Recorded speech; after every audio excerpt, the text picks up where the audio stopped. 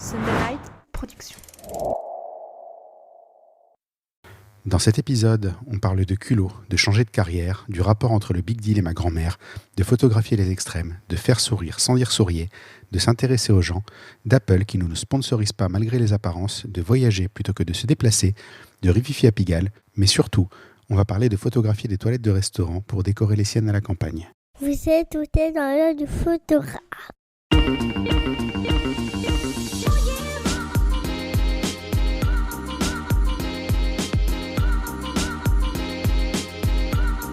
Bienvenue dans ce podcast par un photographe sur un photographe pour les photographes. Je suis Julien Pasternak et aujourd'hui, je vous emmène dans l'œil de Gilles Vautier.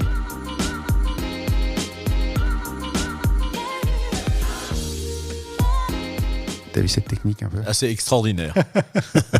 Toi, t'as le métier, tu viens de ce milieu-là, tu as déjà vu des gens faire sur de 1 à 10. Comment est-ce que tu notes ma technique Ta technique est absolument irréprochable. Non, j'ai vu le fin tout doux, etc. Une musique absolument parfaite. J'ai cru que j'étais au Bouddha Bar ou dans un autre bar lounge de ton choix. Parfait. Pour l'instant, ça commence plutôt bien. C'est une musique de Joachim Carud, c'est noté dans les notes d'épisode, mais elle va peut-être évoluer dans les semaines à venir. Je suis en discussion avec un de mes amis qui est musicien justement et qui va peut-être nous refaire quelque chose d'un peu différent. Bienvenue Gilles. Merci. Ça fait plaisir de t'avoir en face de moi, même si on s'est vu il n'y a pas si longtemps que ça. On s'est vu hier, on a été faire des photos ensemble. Tout à fait. Pendant la sortie traditionnelle. C'est d'ailleurs des très copains. rare que je fasse ça, mais notre ami commun a tellement insisté, j'ai repoussé 2 ou 3 fois. Donc c'était un exercice très sympa. Ce que j'ai trouvé intéressant, c'est qu'on n'avait pas de thème, mais on ne photographiait absolument pas la même chose. Ouais, c'est ça qui est drôle. Alors je soupçonne Cyril, puisque l'ami commun c'est Cyril Zexer, et que comme c'est le premier épisode du podcast, a priori tout le monde le connaît, tous les auditeurs le connaissent. Excellent photographe culinaire. Je soupçonne qu'il voulait absolument nous présenter, parce qu'il m'avait déjà parlé de toi, et je pense qu'il t'avait déjà parlé de moi, et il m'avait dit, tu sais, ce serait un bon client pour toi. Mais je ne dormais plus depuis que j'avais entendu ton nom, en fait. On va peut-être pas aller jusque-là. Non. Mais en tout cas, oui, c'est vrai qu'à la minute où on a discuté, j'ai su qu'il fallait absolument qu'on enregistre un épisode ensemble parce qu'il y a le travail déjà d'une part et puis il y a la personne de d'autre part et qu'effectivement il va y avoir des choses à mon avis qui vont être intéressantes. Je soupçonne que l'épisode va être long. Ah bon ? On va voir ce que ça va donner. On essaie comme d'habitude, on vise. Je vais essayer d'être court et on accepte 1h30 et on va voir ce que ça va donner. La toute première question de l'épisode, c'est l'elevator pitch. Tu rentres dans l'ascenseur, il y a Steve Jobs qui passe la main, il rentre dans l'ascenseur avec toi et tu as 3 étages pour lui expliquer qui tu es, ce que tu fais. Qu'est-ce que tu lui dis ? Déjà, je vais y aller au culot. Ça, c'est une spécificité que j'ai et que les Américains aiment beaucoup. J'ai dit bonjour Steve, moi je m'appelle Gilles. Est-ce que ça vous dirait d'être James Bond ? Comme ça. Voilà, comme ça. Voilà. Ou l'homme invisible. Alors lui, c'est les Beatles ou les Beatles, etc. Voilà. Puisque ça, comme tu le sais, on en parlera tout à l'heure. Ouais. C'est une partie de mon travail où je dis aux gens, vous pouvez être la personne que vous choisissez dans mon travail, quoi. D'accord. Et donc voilà. Après, il me dit oui, il me dit non, mais effectivement, j'ai envoyé au mail au culot à Patrick Bruel ma dernière création Myself sur le poker, parce que poker, Patrick Bruel, quoi. Ouais. Et il a dit c'est génial, il faut qu'on le fasse. Mais on l'a jamais fait. D'accord, mais peut-être ça viendra un jour. Oui, voilà. Je pense qu'il faut vraiment y aller au culot. De toute façon, qu'est-ce qu'on a à perdre si ce n'est un oui, quoi. Je veux dire, ils nous disent 9 fois sur 10 non, mais il y en a un qui peut dire oui. Donc j'y suis toujours allé au culot. J'ai jamais eu peur de ça. C'est mon beau-père qui disait le non, tu l'as déjà, va chercher le oui. Oui, voilà, exactement. Oui, c'est bien résumé, c'est ça. Ma femme me dit mais t'es complètement fou, faut pas aller le déranger. Je dis écoute, je vais me présenter, excusez-moi de vous déranger, et voilà, boum. Et j'ai loupé Vincent Cassel dans les Champs-Élysées. Il était devant moi aux Champs-Élysées avec sa femme. Et j'étais fatigué. Donc, mais d'habitude, j'ai toujours une photo sur moi. Je dis bonjour, excusez-moi de vous déranger. Est-ce que je peux vous montrer ça ? Est-ce que ça vous dirait de le faire ? Et comme on parle d'ego chez ces gens-là, ça parle. Donc c'est une bonne façon, de s'introduire. Ouais. Je me suis noté des petites choses. La première, j'avais décidé de ne pas te poser la question au départ. Et finalement, j'ai 2 raisons pour lesquelles je vais te poser cette question. La première, c'est parce que ça fait partie de mon histoire, bizarrement, ce truc-là. C'est que quand j'étais jeune, alors on parle de ça il y a 25 ans, quand je suis arrivé à Paris. Quand les Allemands étaient encore sur Paris, non, c'est ça ? Pas à ce point, malheureusement, pas à ce point, parce que ça me ferait je serais bien vieux. Quand j'ai été plus jeune, donc quand j'avais 20 ans, quand je suis arrivé à Paris, j'ai vécu quelques mois chez ma grand-mère à l'époque, qui n'est plus de ce monde aujourd'hui, qui regardait, je ne vais pas dire religieusement, mais qui adorait le Big Deal, et qui avait ma grand-mère marocaine qui le disait avec son accent, le Big Jill, tu vois, c'était vraiment c'est un truc le Big Jill. En plus. Et il se trouve que tu as été Bill du Big Deal, tout à fait. L'alien, l'extraterrestre. Qui répondait à Vincent Lagaffe tout à fait. dedans. La deuxième raison pour laquelle je te pose cette question, c'est parce que en fait, tu as dit quelque chose quand on a discuté ensemble. Donc, pour les gens qui ne savent pas, on s'est vu hier, en fait, on a fait connaissance hier, on a fait une sortie photo hier, on a beaucoup discuté. Et tu as dit qu'en fait, ça t'avait d'une certaine manière lancé dans la photographie. Alors, oui et non. D'abord, on est dans un pays, je suis désolé de le dire, mais quand tu fais quelque chose qui sort des cases, tu es automatiquement critiqué. Ouais. Ce qui n'est pas du tout le cas aux États-Unis, où les New-Yorkais, je parle des New-Yorkais, je ne parle pas des Américains, sont beaucoup plus respectueux du travail. Bon. Et donc, effectivement, quand j'ai arrêté la télé, ou plutôt quand la télé a décidé de m'arrêter, ce serait plus juste, j'ai décidé de faire photographe. Parce que j'ai fait une exposition alors que j'étais au fin fond du trou. J'ai décidé de faire une expo qui a très très bien marché. Et je me suis dit, je vais être photographe professionnel. Comme toi, tu t'es dit, je vais faire des courses. Voilà. Je ne me suis pas posé, pas d'études de marché, pas de questions. Bon. Et justement à cette expo, à mon premier vernissage, il y avait bien 300-400 personnes. Parce que le showbiz est venu. Ouais. Enfin, le showbiz. Les techniciens des émissions de télé, les auteurs, les producteurs, très peu de stars, mais c'est pas ce que je cherchais. Et ils ont été épatés de voir que je savais faire des photos. Et ça a été génial. Mais la conséquence, c'est qu'après, ça m'a pris 10 ans, Julien, pour qu'on oublie Bill et qu'on pense aux photographes. Ça m'a pris 10 ans. C'est-à-dire qu'il y a beaucoup de gens qui m'ont dit « Bon, allez, sois sérieux, ne fais pas de photos, retourne à la télé. » Sauf qu'à la télé, j'ai été viré, donc j'étais en rouge. Je dirais pas qui tout de suite, si tu es gentil peut-être, encore que non. Mais bon, grâce à cette personne ou à cause de cette personne, je me suis mis sérieusement à la photo, j'ai rencontré ma femme et j'ai eu un destin incroyable. Mais au début, les gens disaient non, mais il faut qu'il arrête, c'est pas sérieux la photo. Voilà. Et ça, c'est un truc que, en fait, on est dans une case, on a du mal à en sortir. J'ai été Bill du Big Deal, mais j'ai fait plein de choses à côté. J'ai connu quand même Jean Dujardin, Bruno Salomon par le Carré Blanc, plein de copains comme ça du comique. J'ai fait des photos incroyables, j'ai été exposé en art, j'ai beaucoup voyagé. Merci Lucie. J'ai beaucoup voyagé, mais les gens ne retiennent que ça. J'ai été Bill du Big Deal, il faut que je retourne à la télé. D'accord, donc tu as passé 10 ans à le faire oublier. Voilà. Première phrase, moi je dis, tu as été Bill du Big Deal. Voilà. Mais c'est normal, j'y suis totalement habitué. Et puis je suis très flatté qu'on me pose toujours cette question aujourd'hui. Je suis très content de recevoir un coup de fil d'une production qui me dit on aimerait bien vous avoir pour le souvenir, etc. Ça veut dire que j'ai bien fait mon travail. Ouais. Maintenant, cette émission, Julien, elle s'est arrêtée en 2004. Nous sommes en 2021, ça va faire 17 ans. Ouais. Maintenant, parce que ta grand-mère regardait le Big Jill, moi j'ai une anecdote qui m'a fait penser à ça tout de suite. J'étais à Manhattan, au Rainbow Bar, tout en haut, là, sur le Rockefeller Center. Et je déjeunais avec des copains, et je dînais avec des copains, et le type qui nous sert, le maître d'hôtel était français. Et je lui dis, mais vous parlez excessivement bien français. Il me dit, mais je suis italien, mais j'étais prof de français à Paris, et puis je suis parti parce que je ne gagnais pas bien ma vie, etc. Mais là, du coup, ma mère, je l'ai installée chez elle en Sicile, et je lui ai fait monter une antenne parabolique pour qu'elle puisse regarder la télé française. Bon, voilà. Et à un moment, il nous dit mais vous-même, que faites-vous ici au Rainbow Bar comme ça? Je lui dis moi je travaille à la télé, donc puis après j'avais un peu le melon aussi à l'époque. Enfin disons que c'était facile la vie quand on gagne des milliards de dollars. Et je lui dis voilà, je suis à la télé, et puis je lui dis mais très sincèrement, spontanément, je suis Bill du Big Deal. Et là on est à New York, à Manhattan, là-haut, au 80e étage, il me regarde, vous êtes Bill du Big Deal. Oui. Il me dit c'est à cause de vous que j'ai installé une antenne parabolique pour ma mère. Elle ne peut pas quitter le Big Deal. Donc on a été obligé de faire tout un truc pour qu'elle puisse regarder le Big Deal. À l'époque, il n'y avait pas Internet en Sicile. Voilà.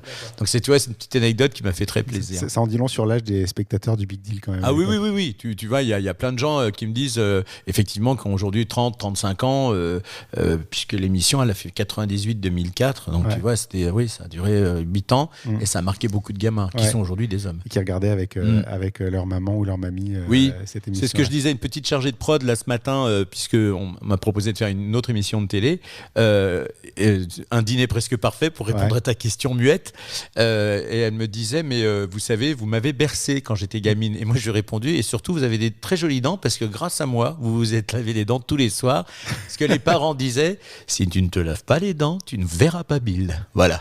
c'était réglé. Et maintenant, je te fais la voix. Voilà, comme ça, je fais tout à l'avance. Comme ça, on a tout fait. Voilà, c'est bon. Voilà. Je me suis noté une deuxième chose, c'est qu'en ce moment, tu es formateur photo dans une grande enseigne dont on peut peut-être dire le nom. Oui, j'ai aucun problème avec ça. Qui est Apple. Donc ça veut dire qu'on peut avoir un cours de photo gratuit avec toi. Moi ou un de mes collègues, bien sûr. Alors pour les gens qui ne connaissent pas ce programme qui s'appelle Today at Apple, exact. C'est certainement une des mines d'or les plus méconnues des métiers créatifs. C'est-à-dire qu'en fait, on peut avoir des formations sur à peu près tout et n'importe quoi dans le domaine créatif, du dessin à la photo, au montage de films, à tout. Gratuitement. Sur simple rendez-vous. Moi, j'en ai fait des tonnes et des tonnes. Enfin, je veux dire, quand j'avais besoin d'apprendre Final Cut, j'ai été là-bas à Opéra. À Opéra à l'époque. Même si, effectivement, je connaissais déjà pas mal, mais j'ai découvert plein de choses comme ça.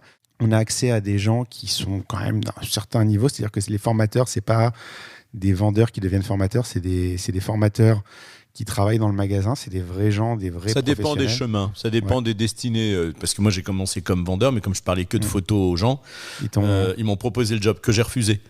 Parce qu'en fait, c'était un 35 heures. Je voulais pas. Quel est l'intérêt pour moi de travailler 35 heures à vendre de l'ordinateur? J'ai des photos à faire. J'avais des clients pas mal à l'époque et tout. Donc j'ai refusé. Et ils m'ont dit mais pourquoi tu refuses Créa Pro comme ils appellent, Creative Pro? J'ai dit mais parce que j'ai un équilibre avec Lucie, ma femme donc. Mais ça, on va le savoir. Mes photos et Apple et on va pas toucher à ça. Et un jour, ils sont revenus me voir et ils m'ont dit lis tes mails. Donc j'ai lu mes mails pro et il y avait marqué on embauche un Creative Pro 28 heures. C'est-à-dire qu'ils se sont bagarrés jusqu'à Cupertino pour créer le premier poste de Creative Pro partiel, à temps partiel. Donc c'était pour moi. Et là, j'ai dit, OK, je prends. Donc je travaille 4 jours par semaine. Donc ça me permet de faire des photos, ça me permet de voyager, ça me permet de faire beaucoup de choses. Ça te laisse libre, mais avec une sécurité, surtout en ces temps de Covid. Et ben voilà, la plupart des photographes tirent la langue assez fort. Il y en a même qui, malheureusement, arrêtent le métier. Ça, c'est très triste. En même temps, il y a beaucoup de gens qui m'ont dit que j'avais vendu mon âme au diable en allant chez Apple. Et dans ces personnes, il y en a quand même une qui m'a demandé si Apple ne recrutait pas. Je le comprends un peu parce que moi, j'ai eu 1 an et demi de vacances, enfin, entre guillemets, intégralement payé par la société et ça m'a sauvé la vie, ça c'est clair. Donc je suis très reconnaissant de ça. Après, il y a des gens qui étaient photographes, musiciens, enfin, tous ces gens qui forment les clients Apple, tous ceux qui veulent venir en fait, ce sont effectivement des gens passionnés de quelque chose, de musique, de vidéo, de photos bien sûr. On donne aussi des cours sur des généralités comme le Mac, comme l'iPad, etc. Et ça marche plutôt pas mal. Sauf que beaucoup de gens, et je suis ravi qu'on en parle, c'est pas que je tienne à faire de la pub pour ma tôle, mais je trouve cette idée remarquable d'apprendre la photo gratuitement, parce qu'il y a beaucoup de gens qui achètent un iPhone ou un Android, peu importe, et qui ne savent pas se servir de l'appareil photo. Et c'est dommage, parce que 2-3 petits coups de cuillère à peau, et tout d'un coup, on fait une jolie photo. Et c'est ce que je leur explique. Et entre toi et moi, il n'y a rien de plus beau que le regard de quelqu'un qui vient de découvrir qu'il pouvait aller loin en photo grâce à ce que je viens de lui montrer. Et qui a compris, qui a tilté... C'est surtout que c'est des gens qui arrivent avec pas forcément beaucoup d'ambition au départ, qui se disent je vais apprendre la technique, comment fonctionne, comment allumer l'appareil photo et comment appuyer sur le bouton. Même pas. Il y en a, ils sont en attente d'un rendez-vous technique, ils disent tiens je peux venir, j'ai rien à faire. Mais... Ah mais attendez, je décale mon rendez-vous technique et j'apprends des trucs. Mais c'est incroyable, voilà. Tu vois, la surex, avec un iPhone, on peut surexposer, sous-exposer. Donc, je leur montre ça, tu vois. Je leur montre aussi qu'on peut retoucher une photo. On aura ce débat tout à l'heure, tu me l'as dit, mais retoucher une photo, pourquoi pas? Et alors, si on l'assume, la retouche, tout va bien. C'est clair. Bon, on n'est pas sponsorisé par Apple pour le coup, même si je suis un gros fanboy et que c'est le jour des keynotes et qu'on a calé l'heure de l'enregistrement pour pouvoir regarder le keynote quand même, malgré tout. Ah oui, c'est vrai que c'est tout à l'heure. C'est tout à l'heure, ils vont annoncer les iPhone 13, 14, 15. 13, 14, on verra, On verra. Il est déjà en vente à Barbès de toute façon. J'ai également dans mes notes que tu as travaillé pour Getty Images. C'est, parce que là, on a parlé de beaucoup de choses qui ne sont pas de la photo en fait, mais tu as quand même une carrière incroyable. Beaucoup de chance. Assez fournie. En tant que photographe et donc tu as couvert notamment une campagne présidentielle en 2012. Tout à fait, c'était juste incroyable ça. C'est en fait c'est le hasard, c'est les connexions, c'est les gens que tu rencontres, que tu connais. C'est cette fameuse première exposition qui s'appelait Itinérance. Pour résumer l'expo, quand j'étais up, j'étais 2 fois par mois à New York. Quand j'étais vraiment down, je me suis retrouvé ouvrier au Stray-Icole. Et je voulais illustrer ce parcours de vie que tout le monde connaît. On a tous des up et des down. Et j'avais montré donc mes photos de la marée. et de New York. Mais c'était sans prétention. D'ailleurs, mon travail est toujours sans prétention aujourd'hui. Je voudrais pas qu'on me dise le contraire, mais j'ai montré ça. Et un jour, il y a une nana qui vient au vernissage que je connais et je sais très bien où elle est. Tu vas comprendre. Elle me dit, est-ce que je peux parler de ces photos à ma patronne ? Je lui dis, oui, si tu veux, voilà. C'est comme ça que Marine Le Pen m'appelle 2-3 semaines après. Elle me dit, j'adore tes photos, vos photos, pardon, elle ne me tutoyait pas à l'époque. J'adore vos photos, est-ce que vous voulez faire la présidentielle ? Alors, je le dis tout de suite, moi je suis fils de journaliste du Canard enchaîné. Donc quand l'extrême droite m'appelle, ça m'irrisse un peu le poil. Mais d'un autre côté, si je dis non, il y a quelqu'un d'autre qui va prendre la place. Et donc, je me dis, il faut que je trouve une solution à ce piège redoutable qui est de travailler pour le Front National, parce que ça, c'est antinomique pour moi, c'est pas possible. Et donc, à l'époque, je connaissais pas encore Lucie, parce que quand elle l'a su, je veux dire qu'elle était pas très fière. Hein. Et j'appelle Getty Images. Mais je les appelle par le numéro vert, là, le truc 08 machin. C'est quelqu'un, il s'appelle Julien, qui me répond, et je lui dis, voilà, j'ai des photos de Marine Le Pen, j'avais fait 2-3 shoots chez elle. Ouais. Elle m'avait donné l'autorisation de les utiliser. Et le mec, il me dit, mais c'est sérieux, là, vous êtes sérieux ? Je dis, oui, j'ai un contrat, si vous voulez, j'ai un contrat d'exclusivité. Il dit, bon, écoutez, ne quittez pas. Et il me reprend 5 minutes après, il me dit, surtout, Gilles, vous raccrochez, vous restez à côté de votre téléphone, Londres vous rappelle. C'est une belle histoire. C'est énorme. Et Londres me rappelle, et le mec me dit, Mike, c'est Mike truc muche machin à l'appareil. Est-ce que c'est sérieux cette histoire ? Et je lui dis, oui, c'est très sérieux. Et voilà comment le lendemain, je me retrouve convoqué chez Getty Images. Et ils me disent, bon, donc on va te payer tes photos. Mais on veut l'exclusivité, tu l'as, oui. Et là-dessus, ils m'ont filé aussi, parce que j'avais du mal avec Marine Le Pen, donc ils m'ont filé François Hollande, mais comme ça en... Ça fait pas le grand écart, mais c'est un peu le... Disons que pour moi, intellectuellement, c'était quand même plus satisfaisant, même si j'avais une plus grande, pas proximité, mais c'est vrai que la campagne était plus petite.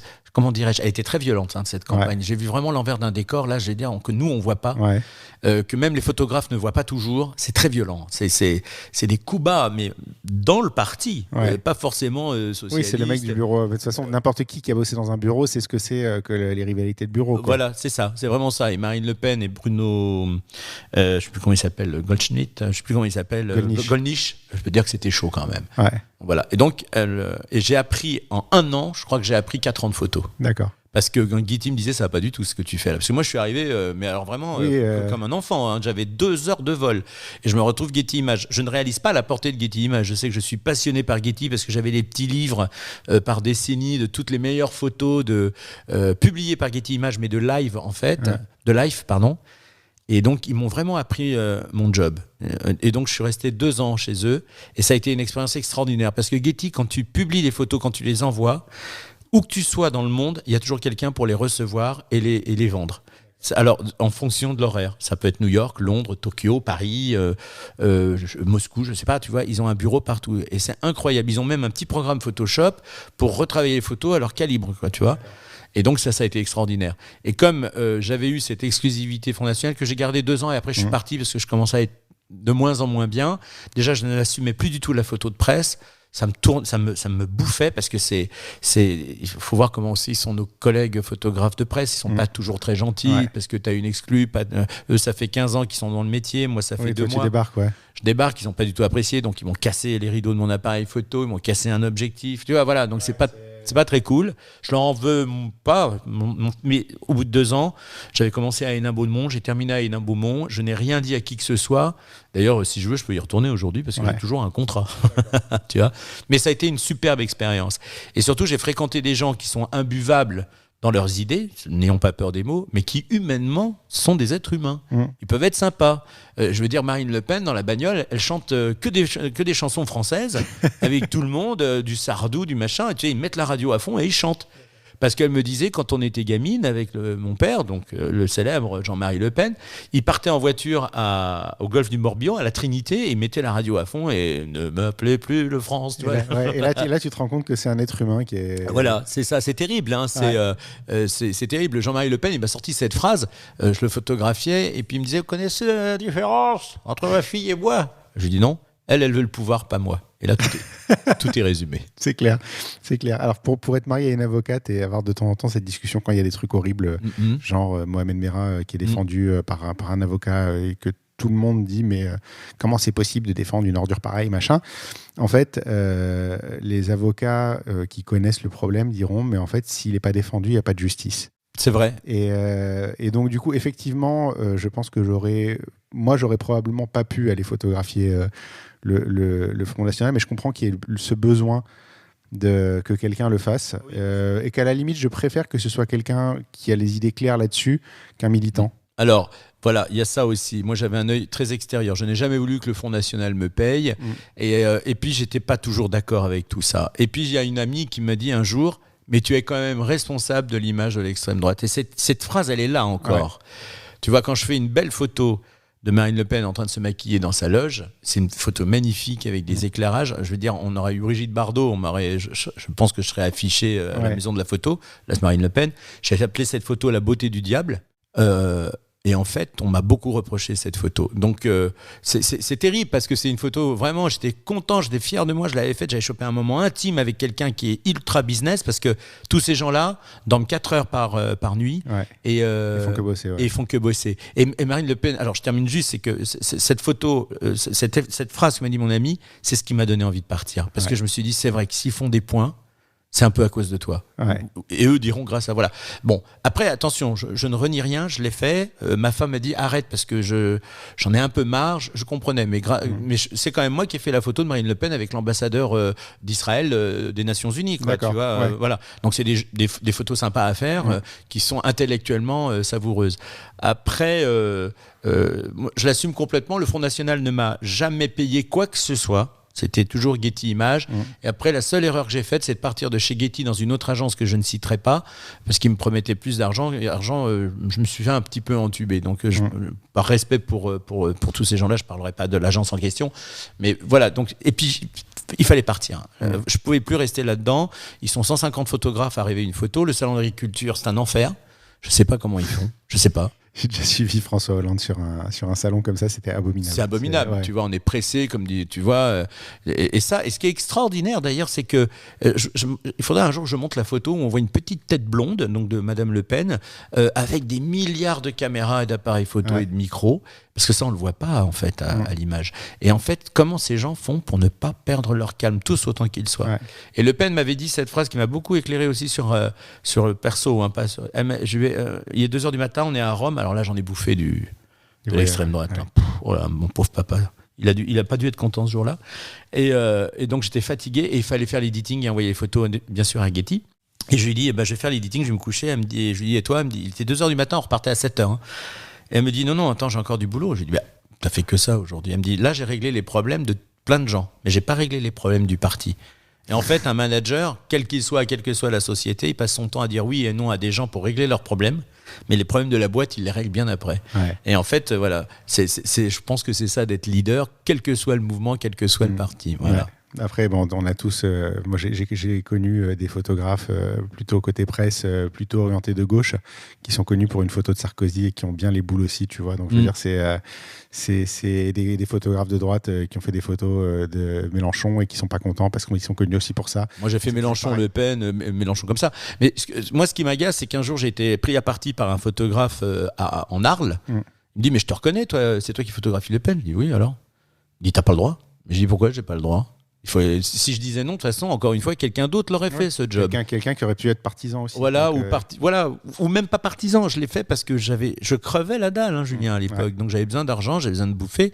Et on me donnait cette opportunité extraordinaire. Donc je l'ai prise. Et en fait, le type me dit, ouais, mais t'es monté dans sa voiture avec elle. Je lui dis oui, comme un journaliste, etc. Je la suis de temps en temps, elle l'accepte, voilà. Et là, je comprends qu'en fait, il me reproche pas de faire des photos. Il me reproche que ce ne soit pas lui qui fasse les photos. C'était de la jalousie professionnelle. Et là, j'en ai beaucoup souffert de ça. Mais enfin, j'en ai souffert. Je ne suis pas mort, mais je veux dire, j'ai compris que... c'est un métier d'égo après aussi, la photo, malheureusement. Donc ça a été une parenthèse qui a duré... Enfin, une belle parenthèse. Ça a duré 2010, 2012. Ouais, c'est ça. Moi, tu as fait la campagne, quoi. J'ai fait la campagne. J'ai fait Hénin-Beaumont, les municipales. Donc oui, ça a 3 ans, 4 ans à peu près. Mais après la présidentielle, j'ai vraiment lâché du lest, quoi. On va passer à la philosophie photo. Ah oui. On t'a présenté. J'avais prévenu que ce serait long. Normalement, l'intro, c'est 10 minutes. Mais normalement, ce que je dis, c'est passionnant. C'est vrai, c'est très intéressant. Philosophie photo, on commence par la question simple, c'est qui tes influences, tes photographes, tes livres, tes photos préférées? Est-ce que tu as des références comme ça? Alors curieusement, quand j'entends plein de photographes me dire je connais le travail de machin, le travail de truc, Moi, je dis, ouais, j'ai entendu parler, je suis pas très. Je vais pas trop voir, j'ai un peu honte, hein, mais je vais pas trop voir le travail des autres. Mais il y a quand même des photographes qui m'ont énormément influencé. Mais surtout le premier qui m'a énormément influencé. Il y a 2 personnages très importants dans ma vie, dans mon œil. Le premier, c'est Norman Rockwell, tu vois, qui n'a rien à voir avec la photo. Mais ce type-là avait tout compris dans le graphisme. Notamment dans les couvertures à l'époque, elles sont carrées, donc il faisait mais il avait eu l'idée de faire des mômes qui sortent du cadre pour donner cette impression de vitesse, de mouvement. Et ça, c'est de la photo pour moi. Donc lui m'a énormément impressionné. Il est peut-être même à la base de mes premiers, dans l'inspiration de mes autoportraits myself, etc. Et le deuxième, c'est tout con, c'est mon grand-père, Jacques Laurent, qui était passionné de photos. Bon, il n'est plus là, mais j'ai toutes ces archives photos de 1916. À 1900, ouais, il a arrêté de photographier en 1975, 76, il est mort en 86. Et voilà. Et donc, quand je vois ces vieilles photos qu'il a faites, ça donne envie d'en faire. Et du coup, je pense que les cadrages, les machins, parce que lui, il avait des appareils comme le tien, avec la fameuse grille et tout ça. Et donc, je pense que ça m'a appris. Et après, bien sûr, il y a eu Doisneau, Cartier-Bresson, Lartégui, Caron, tous ces photographes français. Et puis, il y avait un livre, je ne sais plus comment il s'appelle, ce photographe de la reine d'Angleterre. C'était la photographie expliquée. Je ne sais plus comment il s'appelle, John Eccleston. Pas Eccleston. Oui, pas William Eggleston. Non, John, je ne sais plus comment. Bon, c'était le photographe de la reine. Et quand j'étais môme, mon père avait acheté ce livre parce qu'il aimait beaucoup faire de la photo aussi, papa. Et je l'avais bouffé, le livre. Et il a ressorti une nouvelle édition dans les années 2000. Et je l'ai réacheté et il y avait pas, et je l'ai rebouffé, ce livre. Voilà. Et donc, tu vois, en fait, ça vient, c'est surtout, je regarde des affiches, je vais dévorer, mon œil dévore, se nourrit de ce qu'il y a dehors. D'accord. Alors, ça peut être n'importe qui, ça peut être une photo de Julien Pasternak, ça peut être une photo de Cyril Zexer, voilà, j'ai parlé de ses faits. Mais ça peut être un dessin, tu vois, il y a un dessin au Fusain, j'avais vu au Guggenheim à New York, de Picasso, qui m'a marqué à vie.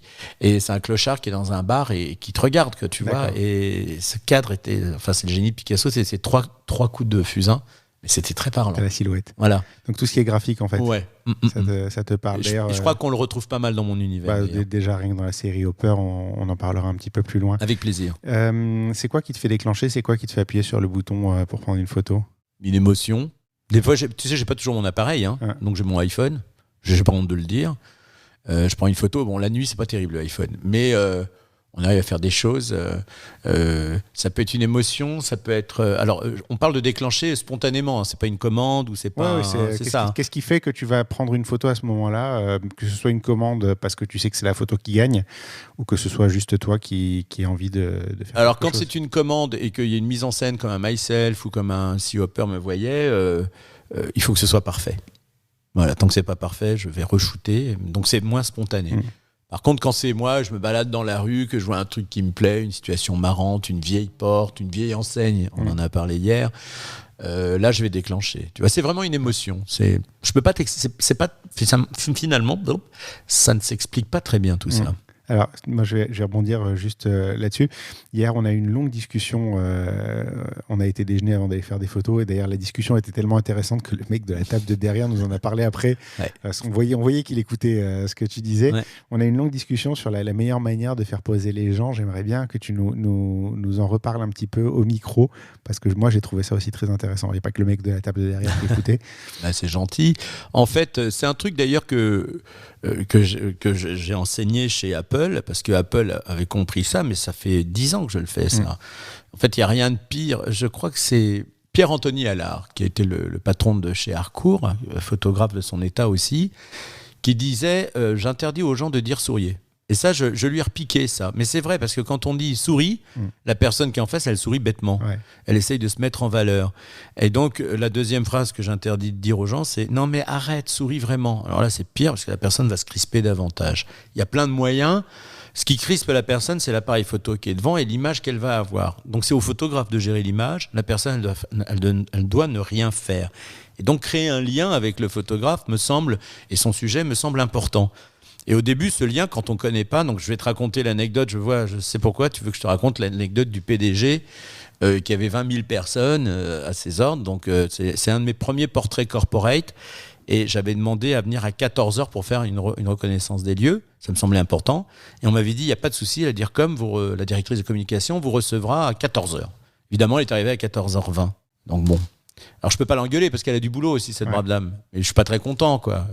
Je me serais appelé, je sais pas, Jean-Paul, comment il s'appelle, Mondino, Jean-Baptiste Mondino.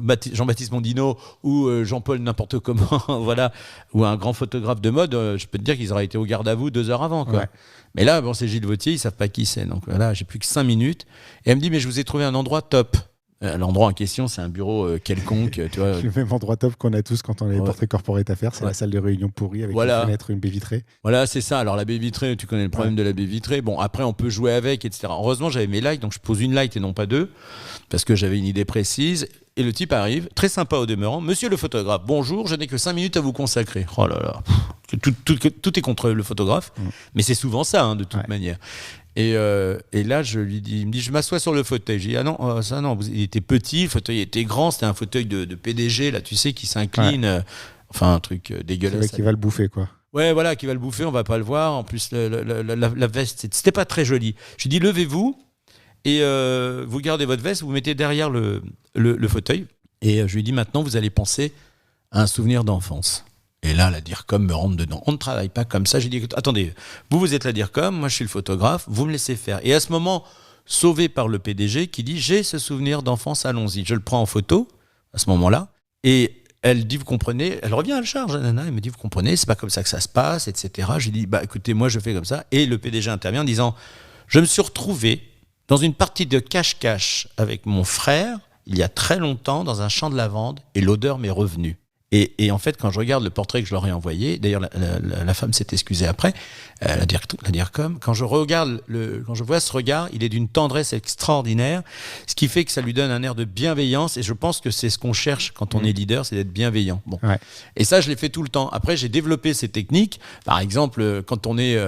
Quand il y a un type qui va toujours dire non, tu me photographies pas. Je dis non, je te photographie pas, on va parler, je te photographie comme ça, fais-moi confiance 2 secondes. T'as un meilleur ami, tous les hommes ont un meilleur ami. Ah oui, j'ai un meilleur ami, bien sûr. Et tu l'as connu quand ? Oh là là. Et là, les expressions changent. Ouais. Il fait plus attention, il est dans le souvenir en fait. Et je lui dis, il y a eu une connerie qui a été faite avec commissariat de police à la clé, ou une dernière cuite. Et là, il va me faire une dernière cuite, ah ouais, et boum. Ouais. Et là, t'as ta photo. Voilà. Les mamies, les papis, ça va être, on va parler du petit enfant qui fait que des conneries. Et les enfants, ça, je me bagarre avec les parents. Arrêtez de prendre les enfants en photo. Arrêtez, vous le dégoûtez, le môme. Il joue. Il a un truc très important dans sa vie, le gamin, il dort et il joue. Ouais. Bon, voilà. Donc, si on le dérange dans ces 2 activités, il va être grognon. Ouais. Donc, que ce soit un jeu. Et donc, effectivement, je crois que c'est toi qui m'avais donné la technique du cacaproute. Exactement, le fameux cacaproute. Et moi, je répète. La réponse, c'est cacaproute. Voilà, à toutes les questions. Qu'est-ce que maman, elle a mangé ce matin ? C'est quoi le parfum de papa ? Ouais. Sauf que la conséquence, c'est que les parents te rappellent en disant... En me disant ça fait 15 jours qu'il lui dit cacaproute à toutes les voilà, phrases. S'ils avaient le droit de le dire. Donc moi je vais pas si loin que ça, mais je leur demande de répéter tout ce que je fais, et c'est des bruits bizarres. Voilà. Et à un moment, j'adore ça, c'est de dire est-ce que tu fais des bêtises ? Et évidemment le gamin me dit non, tu fais jamais de bêtises. Et là il commence à réfléchir, pas beaucoup. Je voudrais que tu penses à la dernière. Et là, il faut être prêt, hein, parce que c'est un moment fugace et il faut commencer à enclencher, à déclencher, même quand on parle. Et je lui dis, je voudrais que tu penses à la dernière bêtise que tu as faite. Et là, le gamin, il part, les yeux, le regard part toujours en haut à gauche ou en haut à droite. Et c'est là où il faut le choper parce qu'il est très concentré et ça fait de très beaux portraits qui sont très spontanés. Et puis après, et puis un enfant, si on s'y prend bien, il rigole aussi. Ouais. Voilà. Mais c'est pour t'avoir vu discuter hier avec des gens, pour la petite histoire, on faisait des photos dans une petite rue de Villejuif, dans un quartier résidentiel. Et évidemment, quand on fait ça et qu'on est un groupe de 4 avec des appareils photo, il y a toujours quelqu'un qui se demande ce qu'on fait et qui vient nous parler. Et la manière dont tu as discuté avec la dame, la manière dont tu as désamorcé le truc, la façon dont ça s'est passé, on voit que tu as l'habitude de parler aux gens. Et c'est presque comme si ce que je me dis à chaque fois que je vois un photographe, c'est certainement la chose que je travaille le plus dans la photo de rue, c'est la communication avec les gens. J'ai l'impression que c'est plus important de bien communiquer autour de soi quand on fait des photos dans la rue, quand on fait des photos de portraits, quand on fait des choses comme ça, que de faire la photo elle-même en fait. C'est vraiment ça. C'est vraiment ça, c'est que en fait une photo c'est un spectacle. Et la finalité, c'est pas forcément la photo en elle peut être loupée. Alors il y a plein de théories là-dessus, tout le monde a sa propre sensibilité, je vais pas aller contre ça. Il y a autant de manières de faire que de personnes. Hein, voilà, c'est ça. Et donc hier, il y avait cette dame avec sa béquille qui était très jolie au demeurant et qui avait dû avoir un bel accident pour boiter comme ça.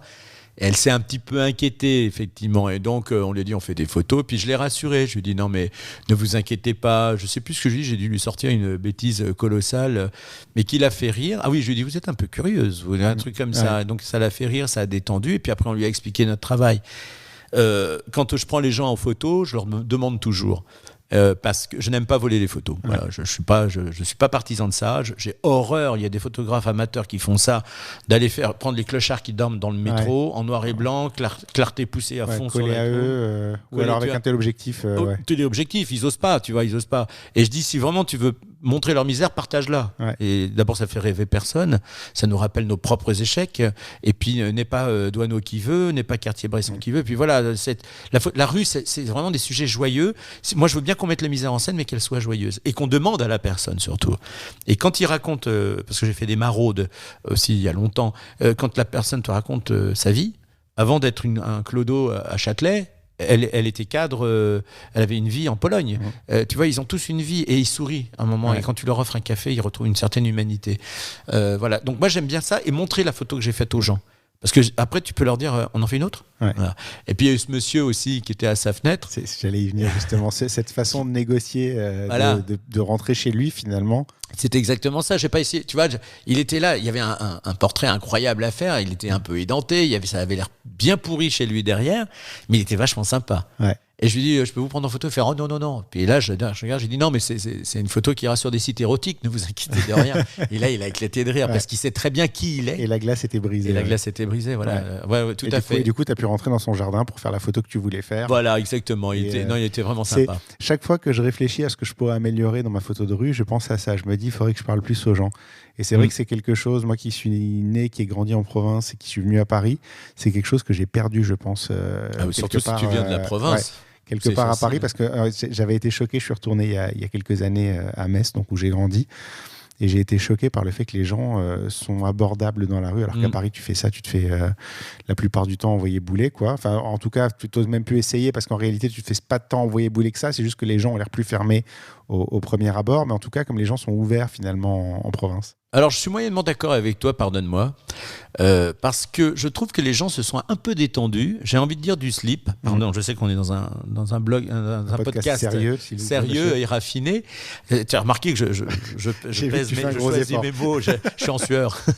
Non, je trouve que les gens sont un peu plus détendus. Si on les prévient, alors des fois ils sont pressés, ils n'ont pas le temps. Donc on laisse tomber. Mais des fois ils ont le temps. Je vais te donner un autre exemple. Les enfants, c'est un sujet très sensible en photo. En Australie, j'ai photographié des gamins qui étaient dans une piscine en train de jouer, qui faisaient un bordel monumental. Et la maîtresse est venue me voir, elle m'a engueulé, etc. Parce qu'elle pensait que j'étais pédophile, comme ils disent. Bon, voilà. Ils ont les mêmes problèmes que nous, quoi. Et en fait, ça, c'est un sujet très, très sensible. Et il y a 15 jours, j'ai photographié un mariage et j'adore décaler mes photos. Et je trouve que sur une pose classique d'amoureux, de mettre une gamine, quand ils s'embrassent, de mettre une gamine qui traîne et de faire « Ah, c'est dégueulasse !» Moi, j'adore ça. J'adore ça. Je trouve ça sympa. Après, les parents, ils sont peut-être pas d'accord. Donc déjà, la robe de mariée me donne tous les droits. Tu fais ce que tu veux avec une mariée dans les rues de Paris. Moi, j'ai pris en plein boulevard Haussmann un couple en train de se marier. Les voitures s'arrêtaient devant. Tu vois, c'est sympa. Personne klaxonne en plus. C'est ça qui est beau. Ou alors ils klaxonnent, vive les mariés. C'est ce qui met vachement de joie sur la photo. Et là, donc, je suis allé voir les parents. J'ai dit voilà, je suis désolé, je me suis servi de votre fille. Elle me dit non, mais c'est super. On a vu ça de loin. Qu'est-ce que c'est? Voilà, elle faisait c'est dégueulasse et tout ça. Donc j'ai fait une quinzaine de photos. Et les enfants sont des cabots naturels. Il suffit juste de les guider un peu. Et les parents m'ont dit mais il n'y a pas de souci, on pourrait avoir un tirage. Bon, un tirage c'est 50 centimes, bien sûr. Voilà, évidemment, Et voilà, et ça permet de faire des choses juste incroyables, mais de demander, d'aller voir les gens et de leur expliquer ce qu'on fait. Moi, t'as raison, c'est un des côtés préférés, un de mes aspects préféré de la photo. Je crois que le maître mot de cet épisode, ça va être savoir communiquer en fait.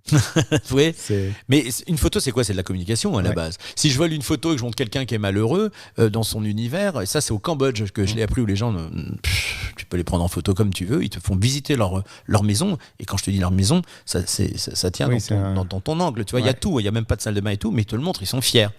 Et tu leur demandes, il y a une connexion, j'avais acheté un jus de sucre de canne. C'était très bon, mais alors, putain, bonjour le sucre. Hein. Et cette dame, je parle avec elle dans un mélange d'anglais, de cambodgien, que je parle pas, hein, mais je connais 2 mots, de français, puis il y a le guide qui s'en est mêlé, et finalement, je me suis retrouvé dans sa petite cabane. Elle m'a dit, mais venez, je vous montre chez moi, et clic-clac. C'est donc vraiment de la. Alors que si j'avais volé la photo de cette dame, ça n'aurait rien donné. Rien eu, elle t'aurait même pas regardé. Exactement, puis je serais pas allé chez elle, enfin, dans son boui-boui, là. Voilà. Donc c'est un échange finalement. Tout à fait.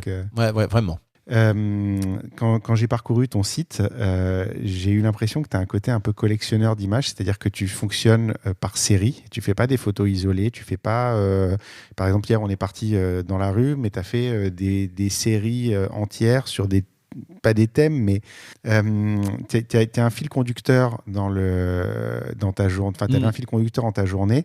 Et quand on va sur ton site, même les thèmes les plus simples, par exemple les façades des plages en Italie. Ça t'a plu, ça. Il y a un côté collectionneur, alors que c'est simple en fait. Et c'est vrai que tu fais une seule photo, ça n'a aucun intérêt. Ouais. Mais dans le volume, dans la répétition, ces photos-là, d'ailleurs, je crois que tu as eu cette discussion avec Alexis Paoli, qui fait une série sur les enseignes des années 50 à 70. Oui, tout à fait. Sur l'intérêt de ces séries-là, justement. Oui. Et donc, ce côté collectionneur un petit peu, et c'est peut-être, enfin, si ça explique justement le fait d'avoir un thème. Moi, c'est une des grosses difficultés que j'ai quand je sors faire des photos, par exemple. Je ne sais pas trouver un thème. Je sais m'arrêter devant quelque chose que je trouve beau, mais je ne sais pas trouver un thème. Comment tu fais ça? Tu peux le trouver après, à la rigueur. Pour moi, il y a 2 possibilités. Tu fais la photo parce qu'elle te plaît, c'est une émotion, c'est voilà, un cadrage, un truc particulier. Soit tu pars avec une idée dans la tête. Tiens, je vais photographier des boulangeries. Voilà. Après, comment on va photographier ça? C'est ça qui est le plus intéressant et c'est ça que j'aime dans le challenge d'une série. Alors, pour revenir sur l'Italie, c'est une photo que j'ai faite à Via Reggio, si ma mémoire est bonne. C'est une station balnéaire italienne qui est juste avant la frontière, pas loin de Menton, et on y était un samedi-dimanche. Et il y avait beaucoup d'Italiens, c'était la fin de saison, c'était très chouette, très belle ambiance. Et tout d'un coup, j'ai vu, ce que j'aime dans l'Italie, c'est que c'est très désuet, c'est très 70s. Alors, vous qui aimez bien ça, mes seigneurs, les ambiances 70 et tout, mais filez en Italie parce qu'il n'y a que ça, des palaces abandonnés, des immeubles des années 70. En fait, je ne sais pas pourquoi, les Italiens, ils laissent ça comme ça. Et tant mieux pour nous, photographes. Il y a une lumière et il y a un nom. Guido, Monte Carlo, ceci, cela. Alors ça. Et je me suis dit, en soi-même, la photo, ok. Ouais. Mais si je la fais en carré, enfin, je sais que je vais la faire en carré, mais je la prends en 2 tiers, tu vois. Et si je les fais toutes? Et je dis à ma femme, on va toutes se les faire. Elle me dit, quoi? Mais il y en a au moins 40. Je dis, je m'en fous, je veux toutes les faire. Attends, on n'est jamais venu là, on va pas revenir tout de suite. Donc la pauvre, elle est géniale parce que elle me suit dès que je lui dis tiens mets-toi comme ci, mais comme ça, elle fait d'accord. C'est le seul moment où ma femme me dit d'accord, sans raconter le reste de ma vie. Et là elle m'a dit ok et j'ai fait voilà c'était la série que j'avais envie de faire et j'ai appelé ça je sais plus les plages italiennes ou les bords de plage je sais plus comment. Oui c'est comme ça que je vais travailler tu vois. Après l'Italie c'est tellement désuet, c'est tellement sympa que tu peux faire voilà. Alors est-ce que je me lève le matin avec une idée de série? Ça peut m'arriver. Mais ça va être, c'est pas dans le. Voilà, un jour, c'est ce que j'ai écrit dans mon blog. C'est la semaine dernière, ma mère est morte. Alors j'ai pris mon boîtier et sa voiture et j'ai remonté la National 7. Ouais. Ça donne l'idée de ce que je vais développer. Comme je suis triste, parce que c'est triste de perdre sa maman, je vais faire tout dans un noir et blanc très violent. Mais je le sais ça. Là. Et puis je suis allé sur Internet, j'ai préparé un peu les spots où j'allais. Et j'ai pas été déçu du voyage, j'ai rencontré des gens et qu'en bout de 3 jours, j'avais fait le deuil de ma mère. C'est extraordinaire. Hein. Ouais. Du coup, ça m'a donné envie d'aller plus loin dans le road trip photographique. Et donc, j'ai dit à ma femme qui rentrait de je ne sais où, on va aller en voiture manger une pizza. Elle me dit, bon, si tu veux, où ça? À Naples. Et elle me regarde, elle me dit, mais t'es dingue. Et on a fait Paris-Naples-Paris. C'est un des plus beaux voyages que j'ai fait. J'en ai fait des voyages, mais celui-là, il était en voiture. On n'a jamais pris l'avion et on a découvert un pays qui est juste à côté de chez nous, où les gens sont très, très joyeux. On mange bien, on boit très bien. Ouais. Et il y a une vraie culture là-bas du beau, du bon et de la joie de vivre. C'est ce qu'on a perdu avec l'avion finalement, c'est que le voyage est aussi beau que la destination en fait. Et c'est ça. C'est limite plus intéressant même. C'est ça. On l'a même perdu avec l'autoroute je trouve, parce que d'aller trop vite d'un point A à un point B. Oui, c'est vrai, parce que quand je parle de la National 7 à tout le monde, tout le monde se retrouve dans ces photos, parce que on a tous connu ça. Mais quand tu me dis, est-ce que tu as... Tous ceux qui ont plus de 40 ans. Voilà, je vous parle d'un temps que les moins de 40 ans ne peuvent pas connaître. Mais tous ces gens-là, par contre, quand tu leur dis, oui, mais est-ce que c'était un bon souvenir, ce voyage dans la voiture de tes parents, à l'arrière. C'est loin, c'est où? On est arrivé avec ton père qui te gueule dessus, ta mère qui dit s'il te plaît, calme-toi, papa n'est pas content. C'est pas un bon souvenir. Mais tout le monde l'a vécu, ce Mais souvenir. avec le temps, c'est juste un souvenir. C'est pas Voilà. un mauvais souvenir. Et je ne sais plus quel écrivain a dit aujourd'hui, on ne voyage plus, on se déplace. Et le pire, pour moi, c'est la gare de Lyon. Parce que je l'ai tellement pris le train pour aller sur la Côte d'Azur. Je prenais le train, j'avais eu beaucoup de chance, je prenais le wagon bleu. Les wagons-lits, là, tu vois, le train bleu, voilà. Ouais. Et quand t'arrivais, il y avait des porteurs. Il y avait une ambiance de voyage qui était extraordinaire, qui, moi, m'émerveillait. Aujourd'hui, t'as des franchises, des McDo, des machins, des ceci, des cela. La brasserie, elle existe parce qu'il faut qu'il y ait quelque chose, mais voilà. Et puis, on a perdu ce parfum de voyage.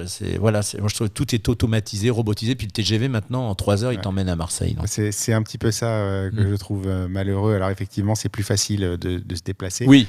Mais ça n'est plus Oui, qu'un parce que tu peux déplacement. faire un week-end à Marseille, du coup, tu vois. Ça n'est plus qu'un déplacement. Moi, j'ai été faire un mariage à Aix-en-Provence, qui d'habitude, je ne fais pas. Là, c'était une amie. Et puis, bon, cette année, je dis non à rien. Mais effectivement, j'ai été faire un mariage à Aix-en-Provence, 3 heures de train aller, 3 heures de train retour. J'aurais fait le même mariage à Paris en prenant le métro 1 heure. C'était pareil, quoi. Tu vois, oui, je vois ce que tu veux dire, oui. C'était exactement ça. Et finalement, c'est vrai que tu vas n'importe où. Et finalement, est-ce que tu vois une vraie différence? C'est-à-dire qu'il y a une phrase de Ibn Battuta qui a été en fait le responsable, c'est lui qui a transformé l'Indonésie en région musulmane au Moyen-Âge. Et il disait que vaut un voyage si on ne peut le partager avec personne. Voilà, voyager tout seul, c'est bien, mais c'est un peu triste. Et c'est vrai que de le faire avec quelqu'un, c'est bien. Et l'ambiance du voyage, à faire qu'on va se préparer, l'aventure. Voilà, au Cambodge, moi, c'est ma femme, c'est Lucie, mais elle est très importante, Lucie, dans mon inspiration photographique. Je te le dis, mon cœur, parce que je sais que tu écoutes. Elle est très importante parce que, pour donner un exemple encore, on est entre Phnom Penh, qui est une ville extraordinaire, que j'ai adorée, que je recommande à tous les photographes, et Siem Reap, là où il y a le temple d'Angkor, que j'aime beaucoup moins parce que là c'est très touristique, il y a pute, alcool, machin, j'ai pas aimé. Mais bref, en plein milieu, il y a un bled qui s'appelle Kampang Tom et il y a un gîte, une table d'hôte tenue par un Grenoblois. Je suis de Grenoble. T'imagines, en plein milieu du Cambodge. Donc le gars il me dit, t'es de Grenoble? Bah, moi aussi. On boit un jaune. Le jaune c'est le Ricard. Donc je me retrouve à boire un Ricard au Cambodge. Et ma femme me dit, Bédi, on va se balader avec un Grenoblois. Ma femme me dit, on va aller se promener maintenant. Et là, Rico lui dit, mais il n'y a rien. Et je lui répète, mais il te le dit, il n'y a rien. Et là, elle me regarde, elle me dit, c'est parce qu'il n'y a rien qu'on va y aller. Et elle a failli dire connard, hein, mais c'est pas son genre. Et donc, du coup, on est allé se balader dans la campagne derrière. Tu sais quoi, Julien? C'est les plus belles photos du voyage que j'ai fait. Oui, ça m'étonne pas. On a fait 10 mètres. Là, il y a un espèce de tracteur mobilette, scooter, remorque qui s'est arrêté avec plein de Cambodgiens qui ont fait. Ça veut dire monte en cambodgien. Ouais. Donc on monte, on a fait 2 kilomètres comme ça, on se retrouve dans un endroit, on a été reçus par des gens, c'était incroyable. Voilà, tu vois, donc... et des fois, tu n'attends rien et en fait... voilà. C'est le même principe que de faire des photos en bas de chez toi, en fait. Ouais, voilà, c'est ça. Tout à fait. Tu crois qu'il n'y a rien du tout parce que soit tu vois une étendue plate, soit tu connais et du coup, il n'y a rien de nouveau, il n'y a rien qui attire ton regard et finalement, c'est là que tu vas trouver peut-être les plus beaux trésors. Voilà, et puis si tu cachés sous ton nez. Si tu te poses un petit peu, que tu t'assois, et puis tu prends pas ta photo tout de suite, faut être un peu chasseur d'images, comme pour reprendre l'expression. Moi, je trouve ça plutôt pas mal. J'ai eu une période comme ça où je me mettais en face des arrêts de bus et je regardais les gens aller et venir. Mais c'est pas mal ça aussi. C'est assez amusant. Et à un moment, tu vois, et à un moment, ça y est, tu le vois. La photo, elle est là devant toi. T'as un alignement des choses, des gens qui est comme ça. Il y avait une deuxième chose que j'ai faite parce que je m'en suis rendu compte bêtement. En fait, au mois de décembre, j'avais un mariage qui se tenait dans le petit trou pendant lequel on a pu fêter des mariages. Mais c'était une mairie. Et donc, moi, quand je vais faire un mariage, j'ai toujours 1 heure d'avance parce que, je repère un peu les lieux autour de là où on va aller faire les photos de couple. Et puis, 2, si jamais il y a un problème sur le chemin, j'ai un petit peu de marge pour le résoudre et arriver quand même à l'heure. Sauf qu'en décembre, il n'y a pas de café. Et donc, quand il n'y a pas de café, tu ne peux pas te poser pour attendre quelque part. Donc, tu attends dans la rue. Et là, en l'occurrence, c'était la mairie du 3e. La mairie du 3e, il y a un parc. En face. C'est vers Réaumur-Sébastopol, ça, si ma mémoire est bonne. Hein. Je vois le grand parc. C'est à la côté du Marais. Voilà. Oui, d'accord. Il y a un grand parc. Et donc, comme j'avais rien d'autre à faire, je me suis posé dans... C'est vers le temple, c'est l'ancien temple qui était là. Exactement. Des Templiers. Donc, je me pose dans ce parc et puis je commence à regarder les gens qui passent pendant 1 heure. Et en fait, je me suis rendu compte que c'est toujours les mêmes gens qui passent. Toujours. Pendant 1 heure, je vois les mêmes gens tourner en rond dans le parc. Et depuis, je regarde dans le parc. Et dans les parcs, en fait, c'est toujours les mêmes personnes. Et tu vas dans le même parc plusieurs jours d'affilée, tu vas avoir les mêmes gens aux mêmes heures qui reviennent faire le même parcours, repasser 3 ou 4 fois devant toi et repartir chez eux. Tu vois, tu l'as ta série là. Ouais. Non, mais c'est rigolo, tu vois, de se dire que finalement, quand tu prends le temps de regarder quelque chose que tu crois connaître, tu te rends compte que, déjà, tu le connais pas, et deux, il y a des j'allais dire patterns en bon franglais, il y a des schémas qui se répètent finalement. Oui, tout à fait, oui. Mais pour revenir à ton idée de série, tu vois, j'en ai 2 qui sont ultra simples, qui me font kiffer. 3, c'est déjà quand on sort d'un avion, qu'on arrive dans un pays pour la première fois, tu sors de l'avion et tu regardes. Et tu vois que l'aéroport, tu vois rien d'autre. Ouais. Mais c'est ta première vue. Et ça s'appelle ma première vue. Je prends l'appareil, je suis en Ipstamatic, qui est pour moi la plus grande Apple de tous les temps de l'iPhone, parce qu'elle donne ce côté vintage qui est sympa. Et je prends de ce que je vois. Y a, le truc, c'est aussi ma chambre d'hôtel. Quand je vais dans un hôtel, je prends toujours la vue de la chambre. Et là, c'est marrant parce que c'est vraiment... t'as un mur, comme t'as un très beau paysage. Ouais. Et la 3e, et celle-là va te faire rire, ça s'appelle Les WC sont fermés de l'intérieur. Ouais. Hommage au film de Patrice Lecomte avec Coluche. Non, pas Patrice Lecomte, je sais plus. Jean-Marie. Un film avec Coluche. Avec Coluche, ouais, tout à fait. Jean-Marie Poiré, voilà. Et en fait, j'ai pris, quand on va au restaurant, tu sais, on se fait toujours cette fixette, les toilettes correspondent au restaurant. Ouais. Voilà, donc si les toilettes sont dégueu, le restaurant va être dégueu. Ce qui est assez vrai d'ailleurs. Et donc j'ai eu cette idée de, quand je vais aux toilettes, je prends les toilettes du restaurant. Donc j'en suis à 400 aujourd'hui. Okay. Et un jour, je ferai un immense pêle-mêle de toutes ces toilettes que je mettrai dans mes toilettes à la campagne. Pour bien faire chier tout le monde, si je peux me permettre ce mauvais jeu de mots. Non, mais c'est bien parce que finalement, c'est des séries qui prennent leur sens. Tu vois, quand je dis collectionneur, finalement, ouais, c'est ça, oui. C'est des séries qui collectionne les toilettes. Qui prennent leur sens avec le temps et avec la durée. Et c'est comme ça qu'on se retrouve avec des livres comme Last Call de Harry Gruyaert, qui a passé 40 ans à photographier les aéroports et qui en a fait un livre l'an dernier qui est juste extraordinaire. Okay. Enfin bon, c'est du Gruyaert, quoi. Tu prends un espace vide et il t'en fait un truc extraordinaire avec une histoire qui se raconte. Et c'est ça la photo, c'est tu collectionnes un truc pour raconter une histoire finalement. Au final. Parce que dans ces images... Même si c'est juste dans tes chiottes de ta maison de campagne, finalement. Voilà, alors justement, les gens vont se projeter. C'était, si je leur dis, ce qui serait amusant, c'est que je rajoute, il y en a du Cambodge, des États-Unis, parce que voilà, dès que je vais dans un restaurant, où qu'il soit. Et je trouve ça vachement sympa que les gens se projettent dans ces photos-là ou dans une autre. Ma première vue aussi, tu vois. Ouais. Je trouve ça... oui, il y a aussi un copain qui photographiait juste l'aéroport devant où il y avait le nom de la ville, tu vois. Moi, je trouve ça très sympa. Oui, c'est aussi. Comme le mec qui va faire le tour des Hard Rock Café du monde et qui ramène un t-shirt, finalement. Voilà. Oui, c'est ça. C'est le même principe, sauf que c'est un peu plus... on est un peu plus actif dans le truc, quoi. Alors justement, puisqu'on parle de ça, je me suis noté, en fait, tu es aussi un photographe d'idées. Par exemple, si on ressort, tu as une page Presta, ce que tu vends à des clients potentiels, c'est du conceptuel, en fait. C'est-à-dire que je sais que tu fais du mariage, je sais que tu fais des reportages, tout ce qui est plus classique, mais finalement, ce qu'on voit, c'est tes myself, donc on va expliquer après ce que c'est les myself, c'est si Hopper m'était compté, si Hopper me voyait. Si Hopper me voyait, pardon. C'est des vrais concepts, en fait, c'est-à-dire que c'est pas un portrait des gens, c'est un portrait dans un environnement particulier. Si tu veux être dans un tableau de Hopper, on peut t'appeler, tu le fais, en fait. Mais c'est archi conceptuel, en fait. C'est très t'es très dans l'idée, dans la recherche de l'idée qui tue, quoi. Alors c'est possible. Alors déjà, je te remercie parce que j'ai l'impression d'être un immense intellectuel de la photo. C'est très flatteur ce que tu poses comme question. En tout cas, tu réfléchis beaucoup, par rapport à beaucoup de photographes, la moyenne en tout cas des photographes, tu réfléchis énormément à ce que tu fais, à ce que tu vas créer, à ce que tu vas sortir. Oui, tout à fait. Là, tu as cité plusieurs exemples. Alors, moi, il y a 3 axes de travail, 3 séries qui reviennent régulièrement dans mon travail, puis plus toutes les autres. Là, je travaille sur un concept que j'ai appelé Les Petits Princes, mais... et toujours vers la famille. Parce que d'abord, pour un photographe, la famille, c'est quand même un terrain de jeu et financier qui est pas négligeable. Alors, il y a les myself. Donc, les myself, c'est ce qui m'a rendu, on va dire, entre guillemets, célèbre, puisque je crois que je suis un des rares à avoir eu 12 pages de portfolio dans Chasseur d'images. D'accord. Et ça m'a pas mal lancé. Donc, myself, c'est la multi-exposition. C'est tout bête. On va le garder juste pour un petit peu plus tard, parce que c'est la série d'images dont on va d'accord, ok. Donc, on va juste préciser pour l'instant que c'est de la multi-exposition et que c'est la répétition d'une même personne dans plusieurs fois dans la photo. Voilà, ça c'est un thème qui est vieux comme le monde. Après, oui, il y a une affaire de famille qui est quelque chose de très particulier, de très tendre. C'est encore un vieux sujet, mais que j'espère moderniser, c'est la réflexion du miroir. Mais la réflexion, à la rigueur, dans les deux orthographes. La réflexion du miroir et la réflexion qu'on se fait de cette réflexion du miroir. C'est-à-dire qu'en fait, l'idée, c'est de photographier un père ou une mère qui se regarde dans le miroir. Sauf que dans le miroir, le reflet, c'est l'enfant. Et c'est très simple comme trucage à faire. C'est la lumière qui est un tout petit chouille complexe. Et c'est surtout derrière la retouche qui est très... elle est marquée, mais je le veux de toute façon, puisque je veux que ce soit un tableau un peu Rembrandt, un peu dans les temps marronnés, chauds, etc. Voilà. Et à chaque fois quand on sort du shooting, je fais le trucage très rapidement sur le petit MacBook Pro, tu vois, juste qu'ils voient le reflet, puisqu'ils vont le choisir avec moi. Je les laisse, je me tais. Eh ben, je te mens pas, 8 fois sur 10, il y a des larmes. Où il y a beaucoup d'émotions. C'est extraordinaire, c'est intense.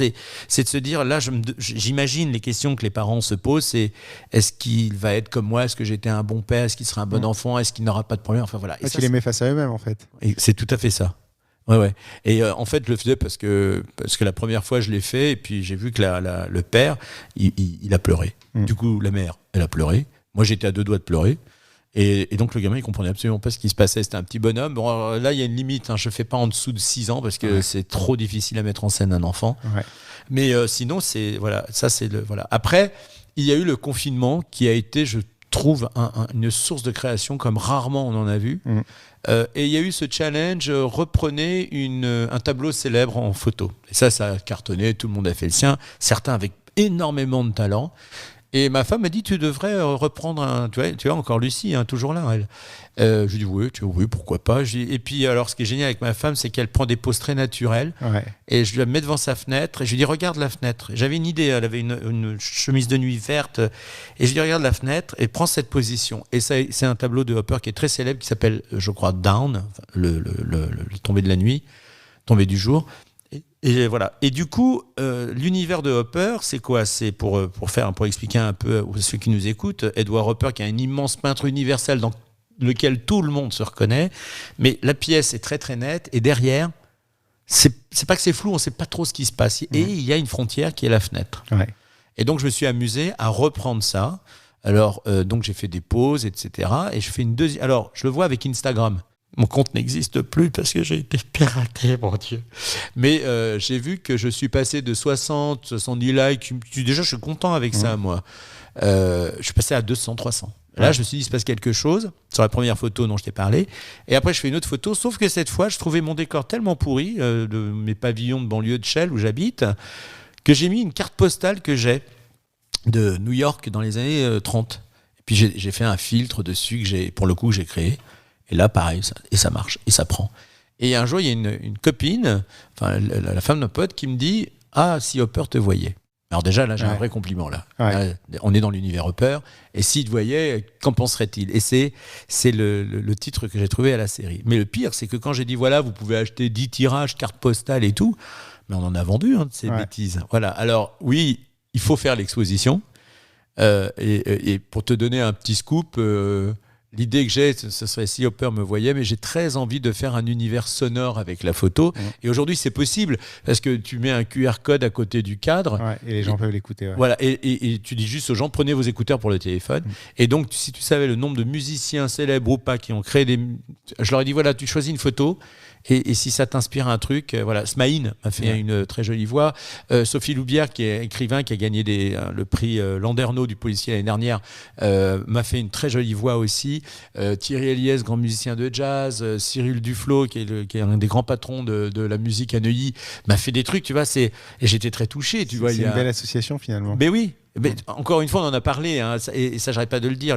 L'image et le mot, c'est extraordinaire. Mais si en plus il y a comment dirais-je, l'univers d'une autre personne qui s'associe au tien, alors là, on a 40 000 univers. Moi, j'adore cette idée-là. Justement, j'ai dit photographe d'idées. J'ai presque envie de parler d'obsession des fois, parce que, par exemple, je suis allé sur ton blog. Alors, pour les gens qui écoutent régulièrement, je vais éplucher un peu mon invité quand même pour avoir des idées, des choses à dire. Et toi, je suis tombé sur ton blog qui est pas réellement un blog de photographe. Enfin, tu as un blog de photographe, mais tu as un blog qui n'est pas réellement un blog de photographe, qui s'appelle Du Rififi à Pigalle, qui est une recherche. Je ne vois pas en fait comment tu peux faire ça rapidement. Je pense qu'il faut vraiment être intéressé, voire obsédé par le sujet pour aller chercher autant de choses, autant de détails. Et d'habitude, les blogs, je les survole. Là, le tien, je l'ai lu. Ah, merci. Notamment, j'ai été très frustré. Il y avait l'histoire des deux familles corses qui se bagarrent, qui étaient en deux épisodes. Et quand je suis arrivé à la fin en deux parties, quand je suis arrivé à la fin de la première partie, j'ai dit j'espère qu'il a fait la deuxième maintenant. Parce que, il y est. J'ai cherché après. Du coup, mais je veux dire, voilà, tu vois, j'en étais là. En fait, il y avait le cliffhanger à la fin de l'article. Je disais, j'espère qu'elle est là parce que je ne vois pas. À cause de Simone. Je vais l'attaquer directement quand il arrive pour avoir la suite de l'histoire. Parce que voilà, mais c'est vrai que c'était hyper intéressant, mais c'est chronophage et ça. Oui. Il faut aller chercher dans des archives et des trucs. Enfin, j'imagine même pas dans quoi tu vas trouver des informations là. Mais je peux le dire. Alors, j'ai 2 sources extraordinaires d'informations qui sont disponibles sur Internet. La première, c'est Retro News. Je ne sais pas si tu connais, qui dépend de la BNF. En fait, toute la presse française depuis le XVIIIe siècle jusqu'à aujourd'hui se retrouve là-dedans. Ça coûte 9 € par mois. Moi, j'ai eu une offre particulière, mais bon, voilà. Mais donc, je suis dessus et il y a t'as toute la presse de l'époque, quoi. Et ces histoires-là, Pigalle, c'était vraiment les faits divers de l'époque. Ça, c'est la première source. Sur Internet, j'en ai une deuxième aussi, qui est Criminal Corpus. Et là, tu as toute la collection des détectives. Donc, il faut aller la chercher, mais elle est là, elle est bien là. Alors ça, c'est juste merveilleux. Et on peut télécharger ça en PDF. Alors, c'est du bonheur. Et donc voilà, et après la troisième source, et ça je la recommande à tout le monde, c'est les archives de la police. Il faut prendre rendez-vous. Et quoique maintenant moins, parce qu'il y avait le Covid, donc il y avait un siège sur 2, et les archives tout court. Il faut connaître un peu les méandres de l'administration, c'est un peu complexe. Il faut être motivé, quoi, c'est ça. Mais c'est, en fait, je pense que ça explique beaucoup de choses sur ta personnalité, d'être capable d'aller chercher des choses comme ça. Dans la manière dont tu peux construire tes photos, tes images, tes séries. Je suis en train de me demander, excuse-moi de te couper, je suis en train de me demander pourquoi j'ai voulu faire cette série. Et l'idée de base, elle revient, c'est que j'en ai un peu marre qu'on idéalise ces gens-là. C'est des voyous, c'est des bandits, ils ont tué, tu vois. Quand on me parle de Joatia, qui a été une immense star de Pigalle, qui a fait rêver toutes les femmes de l'époque. Oui, c'est des glamours, quoi. Et en fait, c'est un tueur. C'est pas un monstre, attention, il a fait Mauthausen, il a vraiment pas voulu travailler pour les Allemands, mais Pierrot le Fou, oui. Pierre Loutrel, c'est un salopard. Si tu lui parlais mal, il te mettait une balle dans la tête. Comment on peut idéaliser ces gens-là aujourd'hui ? Non, c'était pas mieux avant, c'était avant. Et ces gens-là, ils n'avaient pas de boulot, ils ont découvert qu'avec un flingue, ils faisaient respecter une certaine loi, voilà, ça leur a plu. Mais j'ai découvert aussi des vrais paumés. Roger Duchesne, qui a été un immense jeune premier avant la guerre et qui s'est retrouvé... Je l'ai lu aussi, tu l'as vu. Et tout ça, c'est dans un quartier où il reste des traces visibles. Et donc, je me disais, voilà, je vais faire des photos. En fait, ça y est, je sais d'où ça vient. Il y a des collections, c'est Parigramme éditeur, mais il y a Paris Mystérieux, Paris ceci, Paris cela. Et le seul défaut que je reprocherais à ces livres, il n'y a pas une photo, ou alors c'est des photos bidons. Ce serait intéressant de vraiment lire le papier, de se plonger dans l'ambiance et d'essayer de refaire la photo. Donc, moi, j'avais choisi du noir et blanc à l'époque parce que j'ai fait ces photos pendant le confinement avec pendant le couvre-feu à 17h, 19h, donc à 18h j'y allais, tu sais, puis la nuit tombait déjà. Et si tu regardes les photos avant, après, je peux te dire qu'il n'y a pas grande différence, tu vois. Et puis c'est un quartier où j'ai travaillé quand j'étais au Carré Blanc il y a très très longtemps, où il y avait les Dujardin, Salomon, où on faisait les clowns et on faisait rire les gens. Et c'était un quartier où je rencontrais beaucoup de gens qui avaient habité à cette époque. Et il faut savoir que Pigalle, en fait, c'est 3 rues, dont la rue Fontaine, où j'ai bossé pendant pas mal de temps. Pigalle, avant, c'était un endroit où il y avait beaucoup de clubs de jazz. 1929 est arrivé avec sa crise.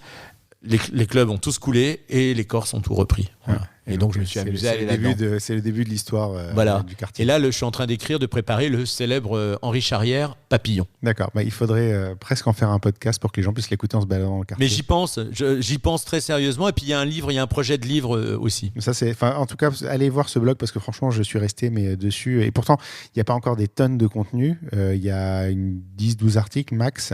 De quoi, sur du Rififi ? Sur du Rififi, oui, parce que mon blog, je l'écris depuis très longtemps. Mais je veux dire, c'est Enfin, je trouve que l'idée est géniale. Merci beaucoup. Ce qui nous amène à la question suivante. Il y a un côté, alors on t'entend parler, dans la manière de parler, je pense que tu as une formation d'acteur à un moment qui fait que tu articules bien, tu présentes bien, tu arrives à t'exprimer de la bonne manière. Ça se retrouve dans ta photographie, ça se retrouve dans ton écriture.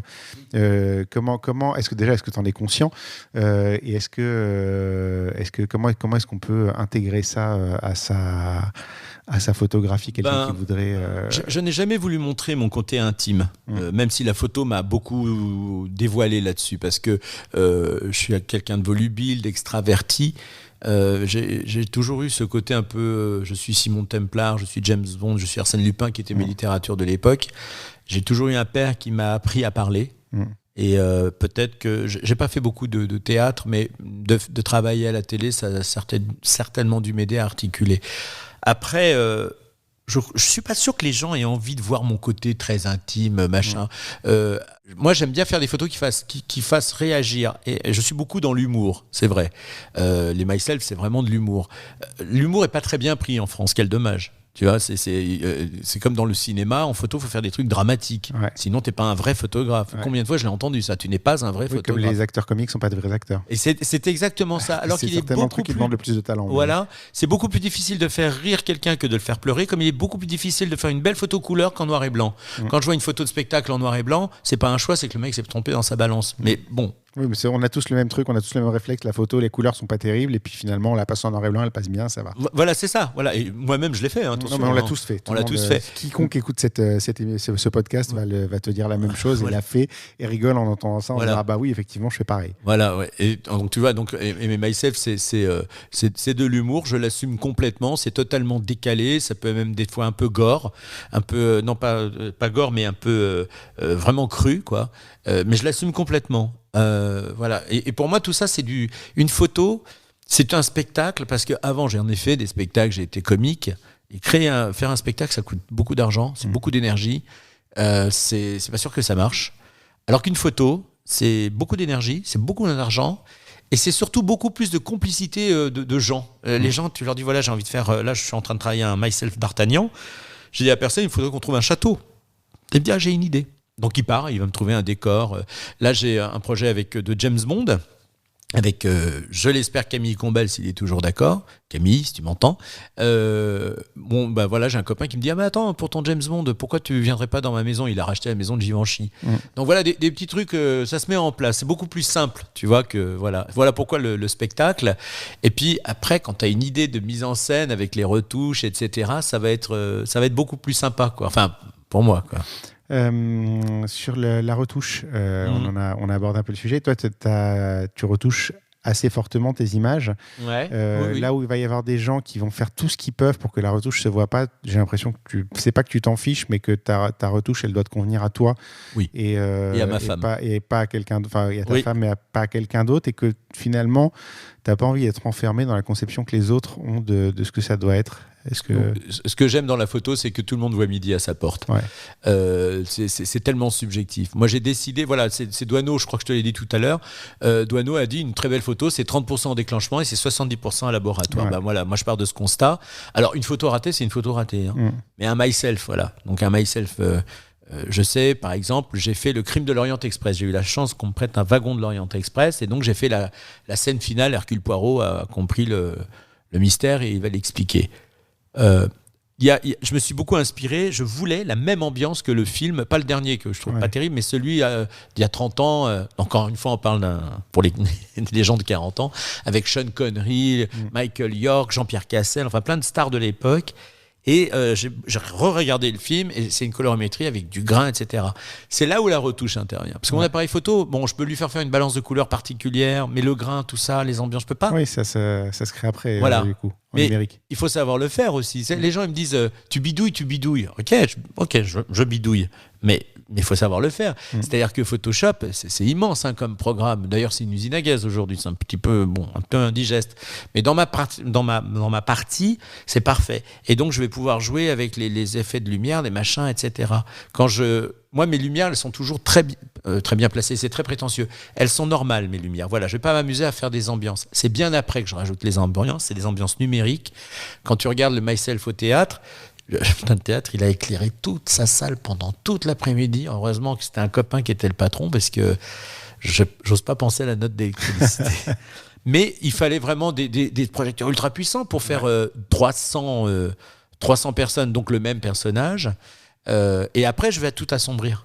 Tu vois, c'est beaucoup plus drôle comme ça. Je vais tout assombrir. Voilà. Je préfère bien maîtriser mes lumières au début parce que comme ça, je sais ce que je vais pouvoir faire après. D'accord. Oui, quand tu as plus de détails, c'est beaucoup plus facile de les effacer que d'en rajouter quand il existe. Mais tu sais, le plus compliqué, c'est pas la retouche en soi. Hein. La retouche, c'est facile. Enfin, je veux dire, tu mets des effets jaunes, tu fais du sombre, du machin. Dans le théâtre, c'est d'imaginer 300 attitudes différentes. Dans le poker, c'est d'inventer une histoire. Donc, je me suis inspiré d'une célèbre image du Kid de Cincinnati, qui est un grand film de poker. Et puis, ce qui est marrant dans ce genre de photos, pour en revenir à la mise en scène, c'est d'acheter sur Amazon, pour ne pas le citer, des jeux de cartes, 20 balles, voilà, des jetons de poker, 40 balles, ça coûte rien. Et tu fais un véritable univers de poker. Après le whisky, ça va être du jus de pomme, sinon je vais être bourré. Oui, tu vois, voilà des choses. Et là, je prépare un Myself en hommage au cinéma où je vais intégrer mon chat dedans. Je suis juste en train de réfléchir comment j'intègre mon chat. Comment tu fais poser ton chat surtout. Alors justement, c'était la série dont je voudrais qu'on parle en particulier, c'était la série Myself. Oui. D'où vient cette idée et comment ça se concrétise réellement en fait? Alors cette idée, elle est toute bête. Hein. Moi, j'ai fait aucun stage de photo. Par contre, j'ai fait beaucoup de stages de lumière. Ouais. Tu vois, la photo, je dis pas, ça va être très prétentieux, mais ça va, j'ai compris. C'est de la technique, de lumière, du cadre. Tu fais rentrer ta lumière, la vitesse s'accorde. Bon, voilà. Ok, ça, voilà. Par contre, la lumière, si tu ne vas pas à la lumière, elle va pas à toi, pour paraphraser Lagardère. Donc j'ai fait. Et un jour, j'étais en train de répéter, mais c'est pour ça hier je t'entendais parler de ça. Je répétais mes lumières sur un sujet. Je répétais mes lumières, et puis tout d'un coup, je me suis aperçu que j'avais un trépied, j'avais mon appareil, j'avais mes lumières. Je me suis dit, mais si je me prenais pas plein de fois, voilà. Et je fais mon premier Myself, il joue au piano dans ma maison de l'époque. Voilà, c'est tout, ça s'arrête là. Hein. Et je le montre sur Instagram. Et je le mets sur un site qui s'appelait Darkroom à l'époque, à qui je dois beaucoup en photo. Et là, il y a une copine qui l'achète. Elle l'achète, mais c'est 10 balles le truc. J'ai dit, mais pourquoi tu l'achètes? Elle me dit, écoute, 10 gilous pour 10 balles, je prends. C'est une affaire. Et là, je me suis dit, il y a un truc à faire quand même. Tu vois, elle me dit, après, je l'appelle, elle me dit, mais c'est drôle, c'est sympa, ça change un petit peu. Et donc, du coup, j'en fais un autre, de 2 gilous dans le lit.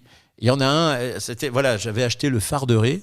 Excellent journal local que je recommande parce que ce sont des amis, mais j'avais le Farderé dans la main et il y avait un titre, La fête est-elle finie? Je ne savais pas quoi faire de ce titre, et donc j'ai eu l'idée il y en a un qui lit, qui est très content, et puis tu as l'autre à côté qui est comme ça, qui regarde la caméra et on devine qu'il a passé une sale nuit. D'accord. Voilà.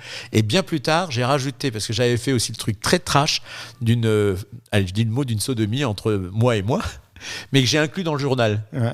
Et là, ma femme m'a regardé, elle me dit, c'est trash, mais c'est vraiment drôle. La fête est-elle finie? T'as deux mecs en train de, tu vois. Donc, c'est Myself se fait un ami, et c'est déjà dans la presse. Voilà, c'est le titre du truc. Et ça, cette photo-là, elle a très, très bien marché sur Instagram. Et des gens m'ont dit, mais c'est bien ce que tu fais, continue. Parce qu'à l'époque, à part Getty Images, personne ne sait qui je suis en photo.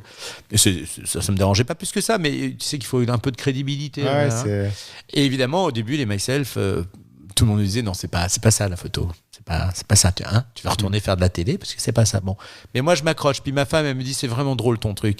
Je parle d'elle souvent parce que c'est mon œil artistique. Ouais. Une femme va réagir à un univers de couleurs, nous on va réagir à une idée. Elle va réagir à des couleurs, c'est-à-dire elle me dit, tiens, chez Julien là c'est du blanc, donc faut que tu privilégies telle et telle couleur. Donc je l'écoute énormément et depuis j'arrive à vendre mes photos. Donc c'est grâce à elle, c'est pour ça que je pense sur mon œil. Et elle me dit, tu devrais continuer ça, c'est rigolo. Et puis là-dessus, je vois Koé, on travaille ensemble. Et un jour, je lui dis, tiens, regarde, je fais ça. Il me dit, ah, c'est marrant, tiens, c'est pas mal, tiens, j'aimerais bien le... J'avais fait un Myself, plein de Myself qui s'engueulent, enfin plein de Gilous, donc, qui s'engueulent devant Emmanuel, le film. Et il m'a dit, je voudrais la même chose. Et donc on l'a fait, ça a été très sympa à faire. Et puis j'ai travaillé tout un univers numérique derrière. Et ben cette photo a été prise par M6 pour faire l'intérieur de son DVD. Elle me dit quelque chose. Ouais, tu regarderas. Et surtout, je l'ai retrouvé. Alors ça, j'ai jamais touché d'argent, mais c'était pas grave. Je m'en fiche un peu. Je l'ai retrouvé sur Netflix. Tu vois, j'ai retrouvé mon MySelf sur Netflix, c'est-à-dire il y avait le spectacle de Koé et quand tu cliquais dessus, tu voyais mon MySelf, tu sais, c'est fond d'écran Netflix. Alors j'étais super fier. Donc évidemment, j'ai fait de la com dessus. Et ça a été très sympa à faire. Et donc l'idée, voilà, elle est venue comme ça. Et puis après, je me suis aperçu d'abord que la multi-exposition, on m'a piqué souvent les idées. Enfin, on peut pas piquer l'idée de la multi-exposition.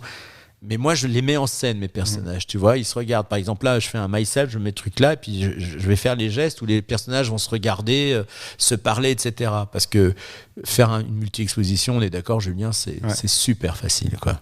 Maintenant que tu le dis, on va peut-être en faire un pour le podcast. D'accord, mais si tu veux, bah oui. Moi qui interviewe moi avec un consultant moi. Ouais, si tu veux, voilà, tu vois. Ça serait drôle. Ouais, ça serait sympa. Bah, t'as pas un trépied ici J'en ai un. Eh ben voilà, on le fait très vite, voilà. On va faire 3, voilà, oui, bien sûr. Ouais. On va rigoler un peu, on fera ça après l'enregistrement. Et tu le mettras par contre sur l'image, tu sais, du podcast dans l'œil du photographe. Bien sûr, oui. Ça automatiquement. Du coup, c'est un peu pour cette série que tu es le plus connu aujourd'hui finalement. Oui. Mais si, alors j'allais dire, l'exemple que je donne toujours, c'est quand tu seras vieux et que tu formeras la génération suivante, mais tu formes déjà la génération suivante.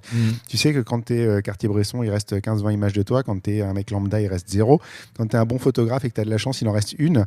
C'est quoi l'image qui reste de toi? C'est un myself? C'est le premier? Ah là là. Alors j'ai envie de dire, la dernière image de moi, ce sera peut-être la première que j'ai faite. Tu vois, c'était une belle. Je ne sais plus qui avait dit cette phrase que je trouvais magnifique. La dernière image est toujours la première. Ouais. Maintenant, j'en sais rien. C'est le genre de question, Julien m'en veut pas, mais c'est comme si tu me disais, voilà, tu as 2000 films vidéo, tu pars sur une île déserte, lequel emmènes-tu? J'en sais rien. Non, mais des fois, ça amène des réponses intéressantes. Je vais te dire, alors pour te répondre très franchement, j'en sais rien, je m'en fiche un peu. Par contre, ce qui est important, c'est que mes enfants, j'en ai 4 et je suis très très fier d'eux, disent le jour où je suis plus là, tiens, cette photo-là, elle va être dans mon salon. J'ai toujours aimé cette photo de mon père, que ce soit un portrait de moi ou un travail de moi. Voilà. Mais j'aimerais bien, oui, un travail de moi qu'ils choisissent quelque chose et que ça reste chez eux. Quoi. Voilà, c'est ça. Parce que comme disait mon père, nos enfants, ce sont nos lendemains. C'est l'avenir en tout cas. Si on parle côté plus business, aujourd'hui, c'est quoi ta source de revenus principale? Ça dépend. Alors là, avec le on sort du Covid, effectivement. Le Covid, ça a été Apple. Ça a été Apple qui m'a vraiment, ils nous ont payé intégralement sans discuter, etc. Donc ça, moi, je les ai remerciés. J'aurais dit merci, les gars. Bon, je peux te dire qu'aujourd'hui, ils nous font bosser. Hein, c'est pas, ils font pas semblant. Mais c'était après, ça va dépendre des. Je pense qu'aujourd'hui, je n'aurais pas Apple, je serais très très mal.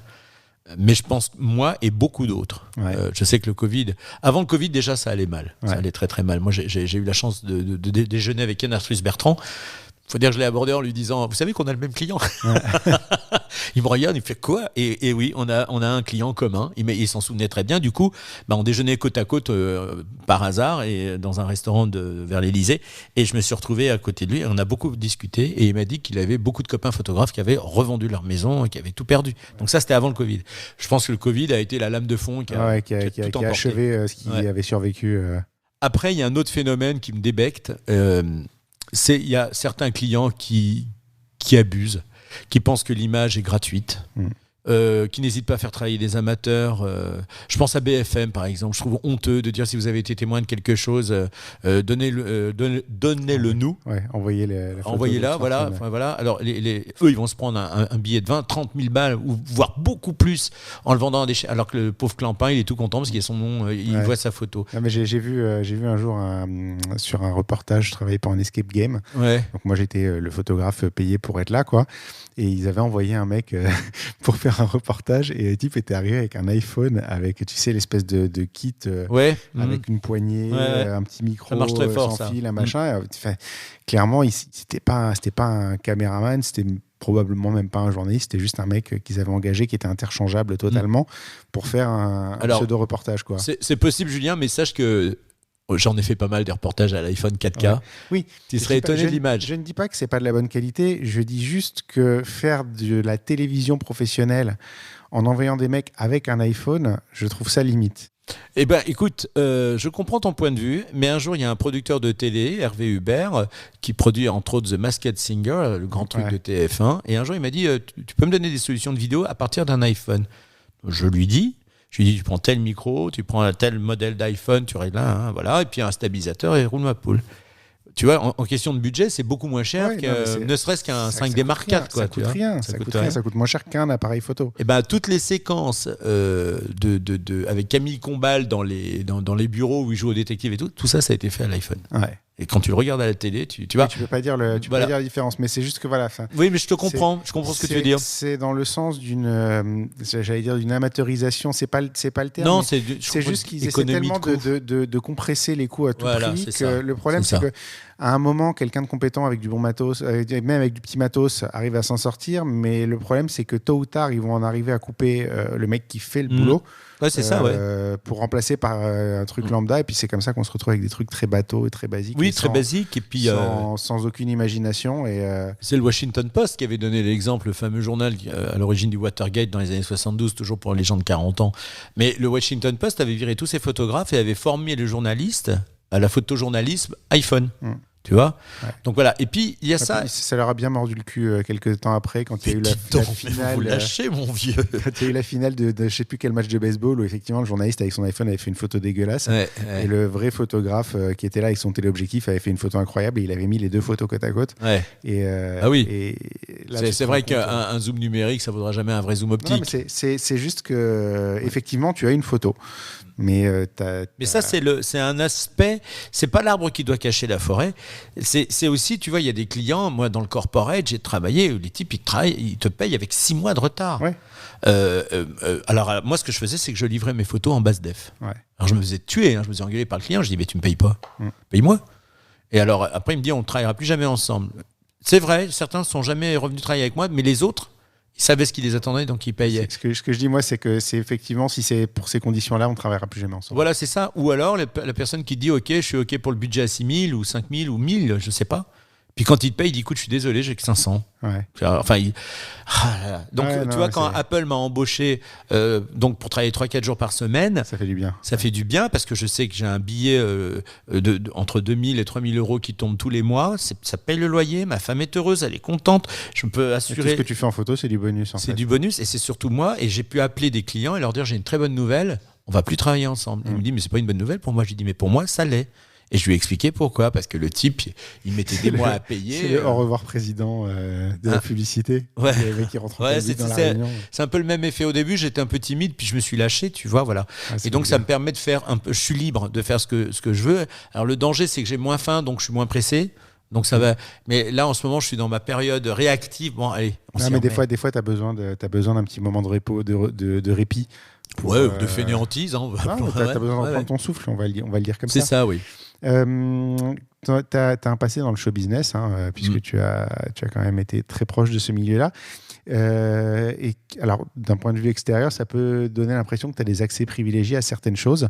Est-ce que c'est le cas? Est-ce que c'est la réalité? Est-ce que c'est surfait? Qu'est-ce que ça t'apporte réellement? Rien. Alors, pour moi, il y a showbiz et showbiz.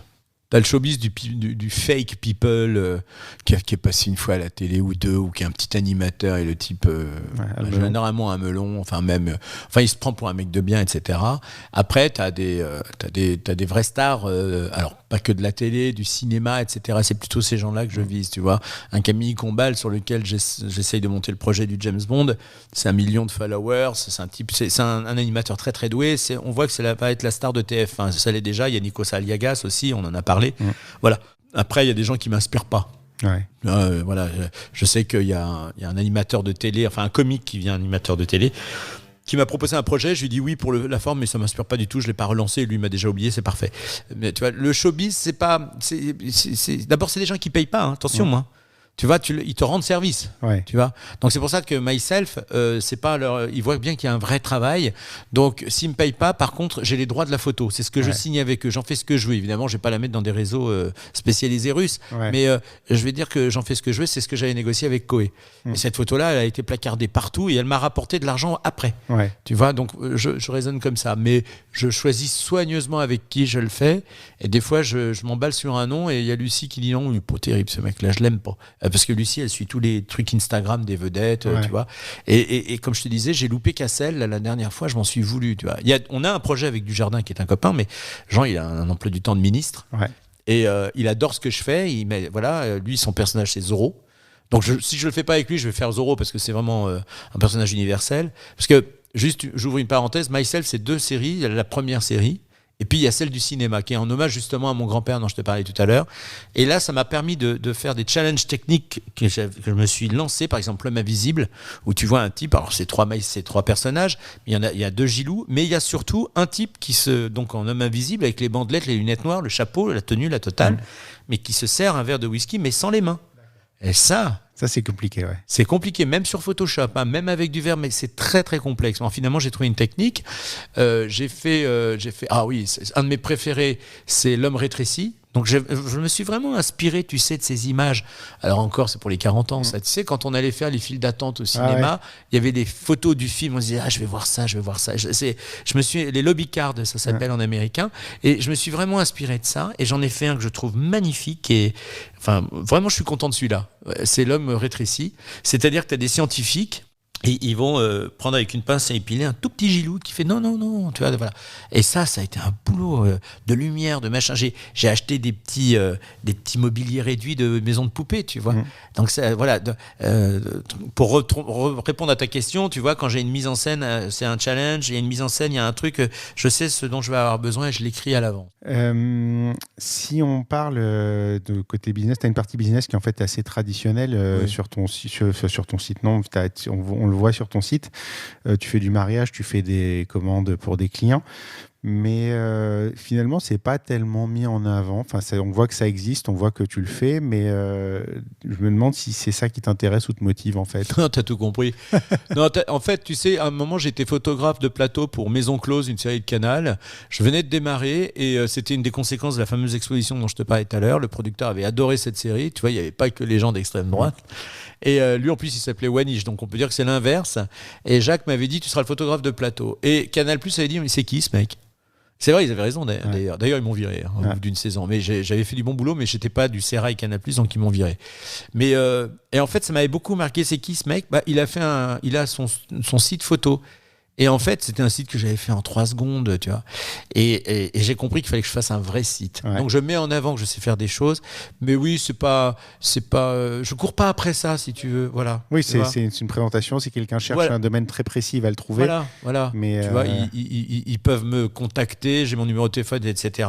Oui, je fais des mariages et curieusement, c'est pas une activité que je souhaite développer, elle se développe toute seule, tu vois. Là, j'ai encore 2 mariages qui arrivent, alors que je cours pas après, tu vois. Mais c'est vrai, les gens parlent beaucoup et ils disent ce photographe il est drôle parce que je fais vraiment le allez chérie tu me montres c'est l'amour aujourd'hui tu fais photo tu fais l'amour objectif alors évidemment là ça part c'est clair mais en même temps c'est là qu'il y a de l'argent aussi à faire, oui beaucoup la famille moi je pense que c'est la famille tu vois une affaire de famille là je développe les petits princes pour les enfants c'est de prendre des situations d'adultes que je décale dans le monde de l'enfance c'est-à-dire par exemple là donc j'ai trouvé une salle de boxe j'ai trouvé un beau boxeur il va être KO et ce sera un tout petit boxeur qui va être déclaré vainqueur. Voilà, tu vois. Un truc en noir et blanc, j'imagine en noir et blanc, assez mignon, etc. Un peu en hauteur. Tu vois, j'ai vraiment la vision dans ma tête. Il a fallu trouver la salle de boxe. Alors, j'ai une copine qui est belle comme le jour, qui fait de la boxe. Et elle a demandé à son fiancé, qui est OK. Alors du coup, je fais un tirage avec eux aussi, une photo avec eux aussi, ou pareil, c'est la même histoire, c'est une belle nana qui met KO son Jules, mais tu vois, voilà, je trouve ça intéressant. Et je sais que ça va changer du portrait traditionnel, parce que j'en peux plus des portraits traditionnels, il y a tellement à faire. T'as besoin de t'exprimer en fait. Oui, et puis il y a beaucoup à faire. On peut créer des choses avec la famille, tu vois. Et une affaire de famille, là, il va falloir que je m'en occupe. Merci de me le rappeler. Il va falloir envoyer un mail aux gens. Je vous rappelle qu'une affaire de famille existe toujours. C'est un très beau cadeau de Noël. Les gens, tu vois, moi, je fais souvent des bons pour une affaire de famille. Les gens ne comprennent pas, donc on leur envoie un portrait. Ah oui, on prend, etc. Tu vois. Il y a même des gens qui me l'ont acheté. Je l'ai toujours pas fait. Tu vois. C'est un vrai boulot quoi de faire quelque chose comme ça. Oui. Mais c'est comme ça qu'on sort un petit peu du lot aussi. Justement, donc on parlait de la manière dont tu communiques. C'est quoi la place de la communication dans ton travail ? Comment est-ce que tu te mets en avant et comment est-ce que tu trouves tes clients ? Comment ça fonctionne ? Alors, il y a beaucoup de bouche à oreille, il y a du mail, et Instagram, bien sûr. Sauf que là, j'ai eu une mésaventure suite à mon passage télé chez Camille Combal. Le site a explosé de visites. Et du coup, j'ai retrouvé... Facebook m'a dit qu'il y avait des images pornographiques sur mon site, donc ils ont tout... Tu t'es fait pirater en hommage à ta notoriété soudaine. Voilà, ça doit être ça. Je me suis fait un peu voler, pas beaucoup, mais voler un peu d'argent. Et donc, du coup, j'ai plus ce compte Instagram que j'avais depuis 10 ans, où il y avait, je crois, 2000 abonnés, tu vois, où il y a tout mon historique. Donc, j'en refais un autre. Mais ça va être plus long. On mettra le lien. Ah, on va merci, essayer c'est d'accélérer sympa. un peu les choses. Ouais, merci, c'est gentil. Dernière question de ce côté business. Est-ce que tu gagnes bien ta vie aujourd'hui ? Je suis pas à plaindre. Ouais. Ouais, je suis plutôt heureux. Tu vois, là, lundi prochain, on part à Naples. Donc, je suis content. En voiture ? Non, là, cette fois, alors, on part en avion à Naples. On va dîner avec des amis à Naples. C'est très sophistiqué, ça. Hein. Et après, on a loué une voiture, une Fiat 500. Il faut être dans le décor. Normal. C'est une Fiat 500 ou une Vespa en Italie. Hein. Voilà, c'est ça, ouais. Et donc, on va partir faire la côte amalfitaine, Capri. Les 2 îles, là, je me rappelle jamais de leurs noms qui sont en face. Et puis après, on va aller jusqu'au Pouilles. Voilà. Ça va être un très chouette voyage, je pense. Hors saison, en plus. Agréable à faire. Ouais. On arrive à la conclusion de l'épisode. La conclusion, il y a 3 questions. Hein. Ouais. Ça va, on est dans les temps à peu près. On va dépasser de 10 minutes, mais bon, c'est très bien. Un petit coup de montage et on n'en parle plus. Non, il n'y aura pas de montage. Parce que c'est très intéressant. C'est quoi le pire moment de ta carrière ? Oh là là, la minute de honte, comme l'appelait mon père. C'est 2 ans de marine. Curieusement, c'est pas une époque dont je suis pas fier. J'en suis pas particulièrement. Elle a été très instructive, techniquement parlant, si tu veux. J'ai appris ce que c'était qu'un photographe. C'est pour ça que mon slogan, c'est de belles photos très vite, très bien. Des photos très vite, très bien. J'ai appris à travailler vite. Parce que t'as pas le temps en presse, ça c'est formidable.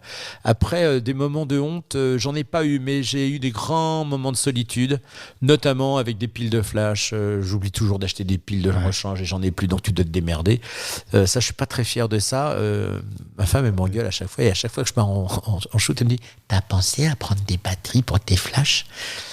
Voilà, mais attends, sinon des moments de j'ai jamais eu de moment de honte, tu vois. Je prends toujours les choses en main, en fait. Ouais. Tu vois, quand je fais un shooting mariage, mode, parce que j'ai fait pas mal, à un moment, je faisais pas mal de mode et tout.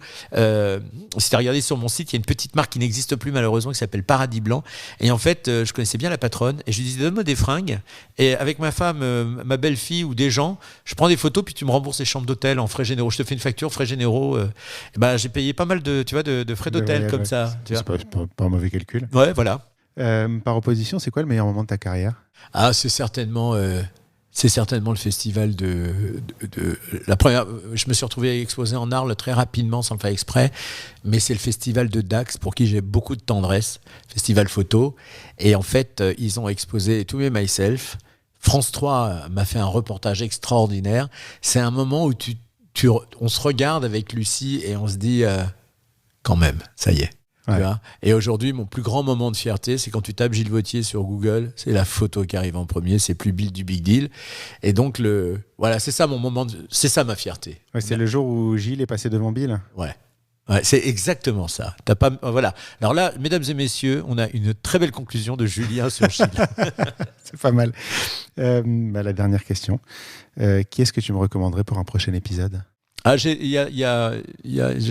là, tu m'as pris, j'y réfléchissais tout à l'heure. Là, tout de suite, il y en a un qui me vient, il porte mon nom de famille, il s'appelle Adrien Vautier.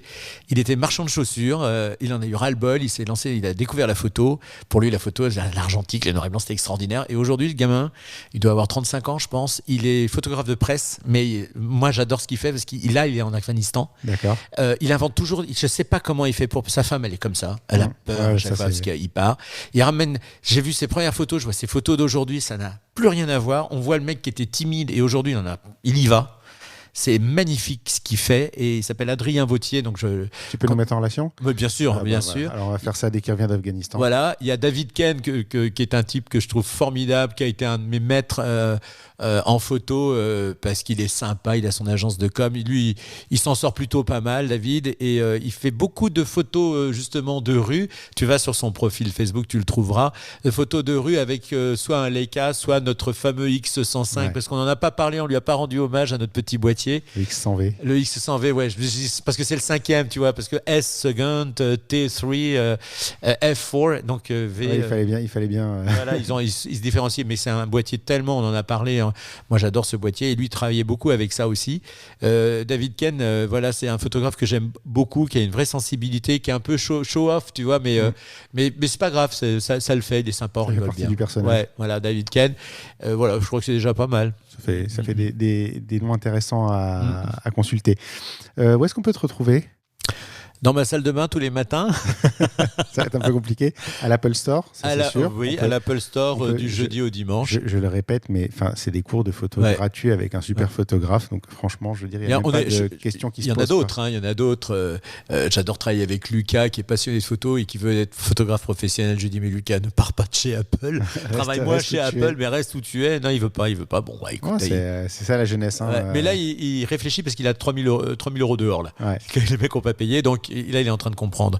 Mais c'est des photographes de talent, tous. Ils sont tous talentueux. Il y en a qui sont plus passionnés de technique. Bon, ça, c'est pas mon truc. Qui vont me dire que 16 lamelles, c'est mieux que. Tu vois, oui, mais après, c'est aussi de la chance et il faut en faire un certain volume. Et puis, encore une fois, c'est gratuit et c'est du savoir. Voilà, c'est ça, ouais. Ça, c'est du savoir. Et des fois, oui, on va tomber sur un mec qui est que technique. Et des fois, on va tomber sur un vrai passionné qui va vraiment vous apprendre des choses. Voilà, c'est ça. Il y a des types qui vont rester dans le format du cours. Et puis, il y a des mecs comme moi, on va en sortir pour parler de notre expérience, de notre vécu, des connexions avec les gens, rajouter le petit truc perso, quoi. Voilà, mais dans tous les cas, c'est passionnant. Tes sites internet ? monsieurvautier.com. D'accord. Fastoche. Et le Rififi à Pigalle, c'est... Du Rififi à Pigalle, alors il est sur la page de présentation, on clique dessus en savoir plus, sinon c'est mon blog qui s'appelle mrvautier.wordpress.com, mais c'est plus simple de passer par ton site. Écoute, il me reste à te remercier d'être venu chez moi aujourd'hui pour enregistrer, d'avoir réussi à tenir dans le format d'1h30, parce que franchement, j'y croyais pas une seconde quand on a commencé, je me suis dit on va faire 2h, 2h30 et puis je vais m'arracher les cheveux. Voilà, donc dédicace à Cyril qui avait été très pessimiste. C'est clair. Merci beaucoup. Merci Julien, à toi. À bientôt. À bientôt.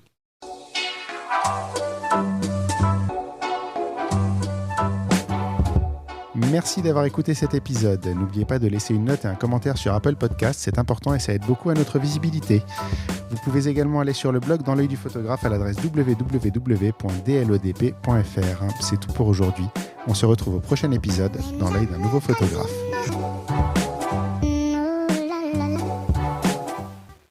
Dans l'œil du photographe, merci, c'est fini.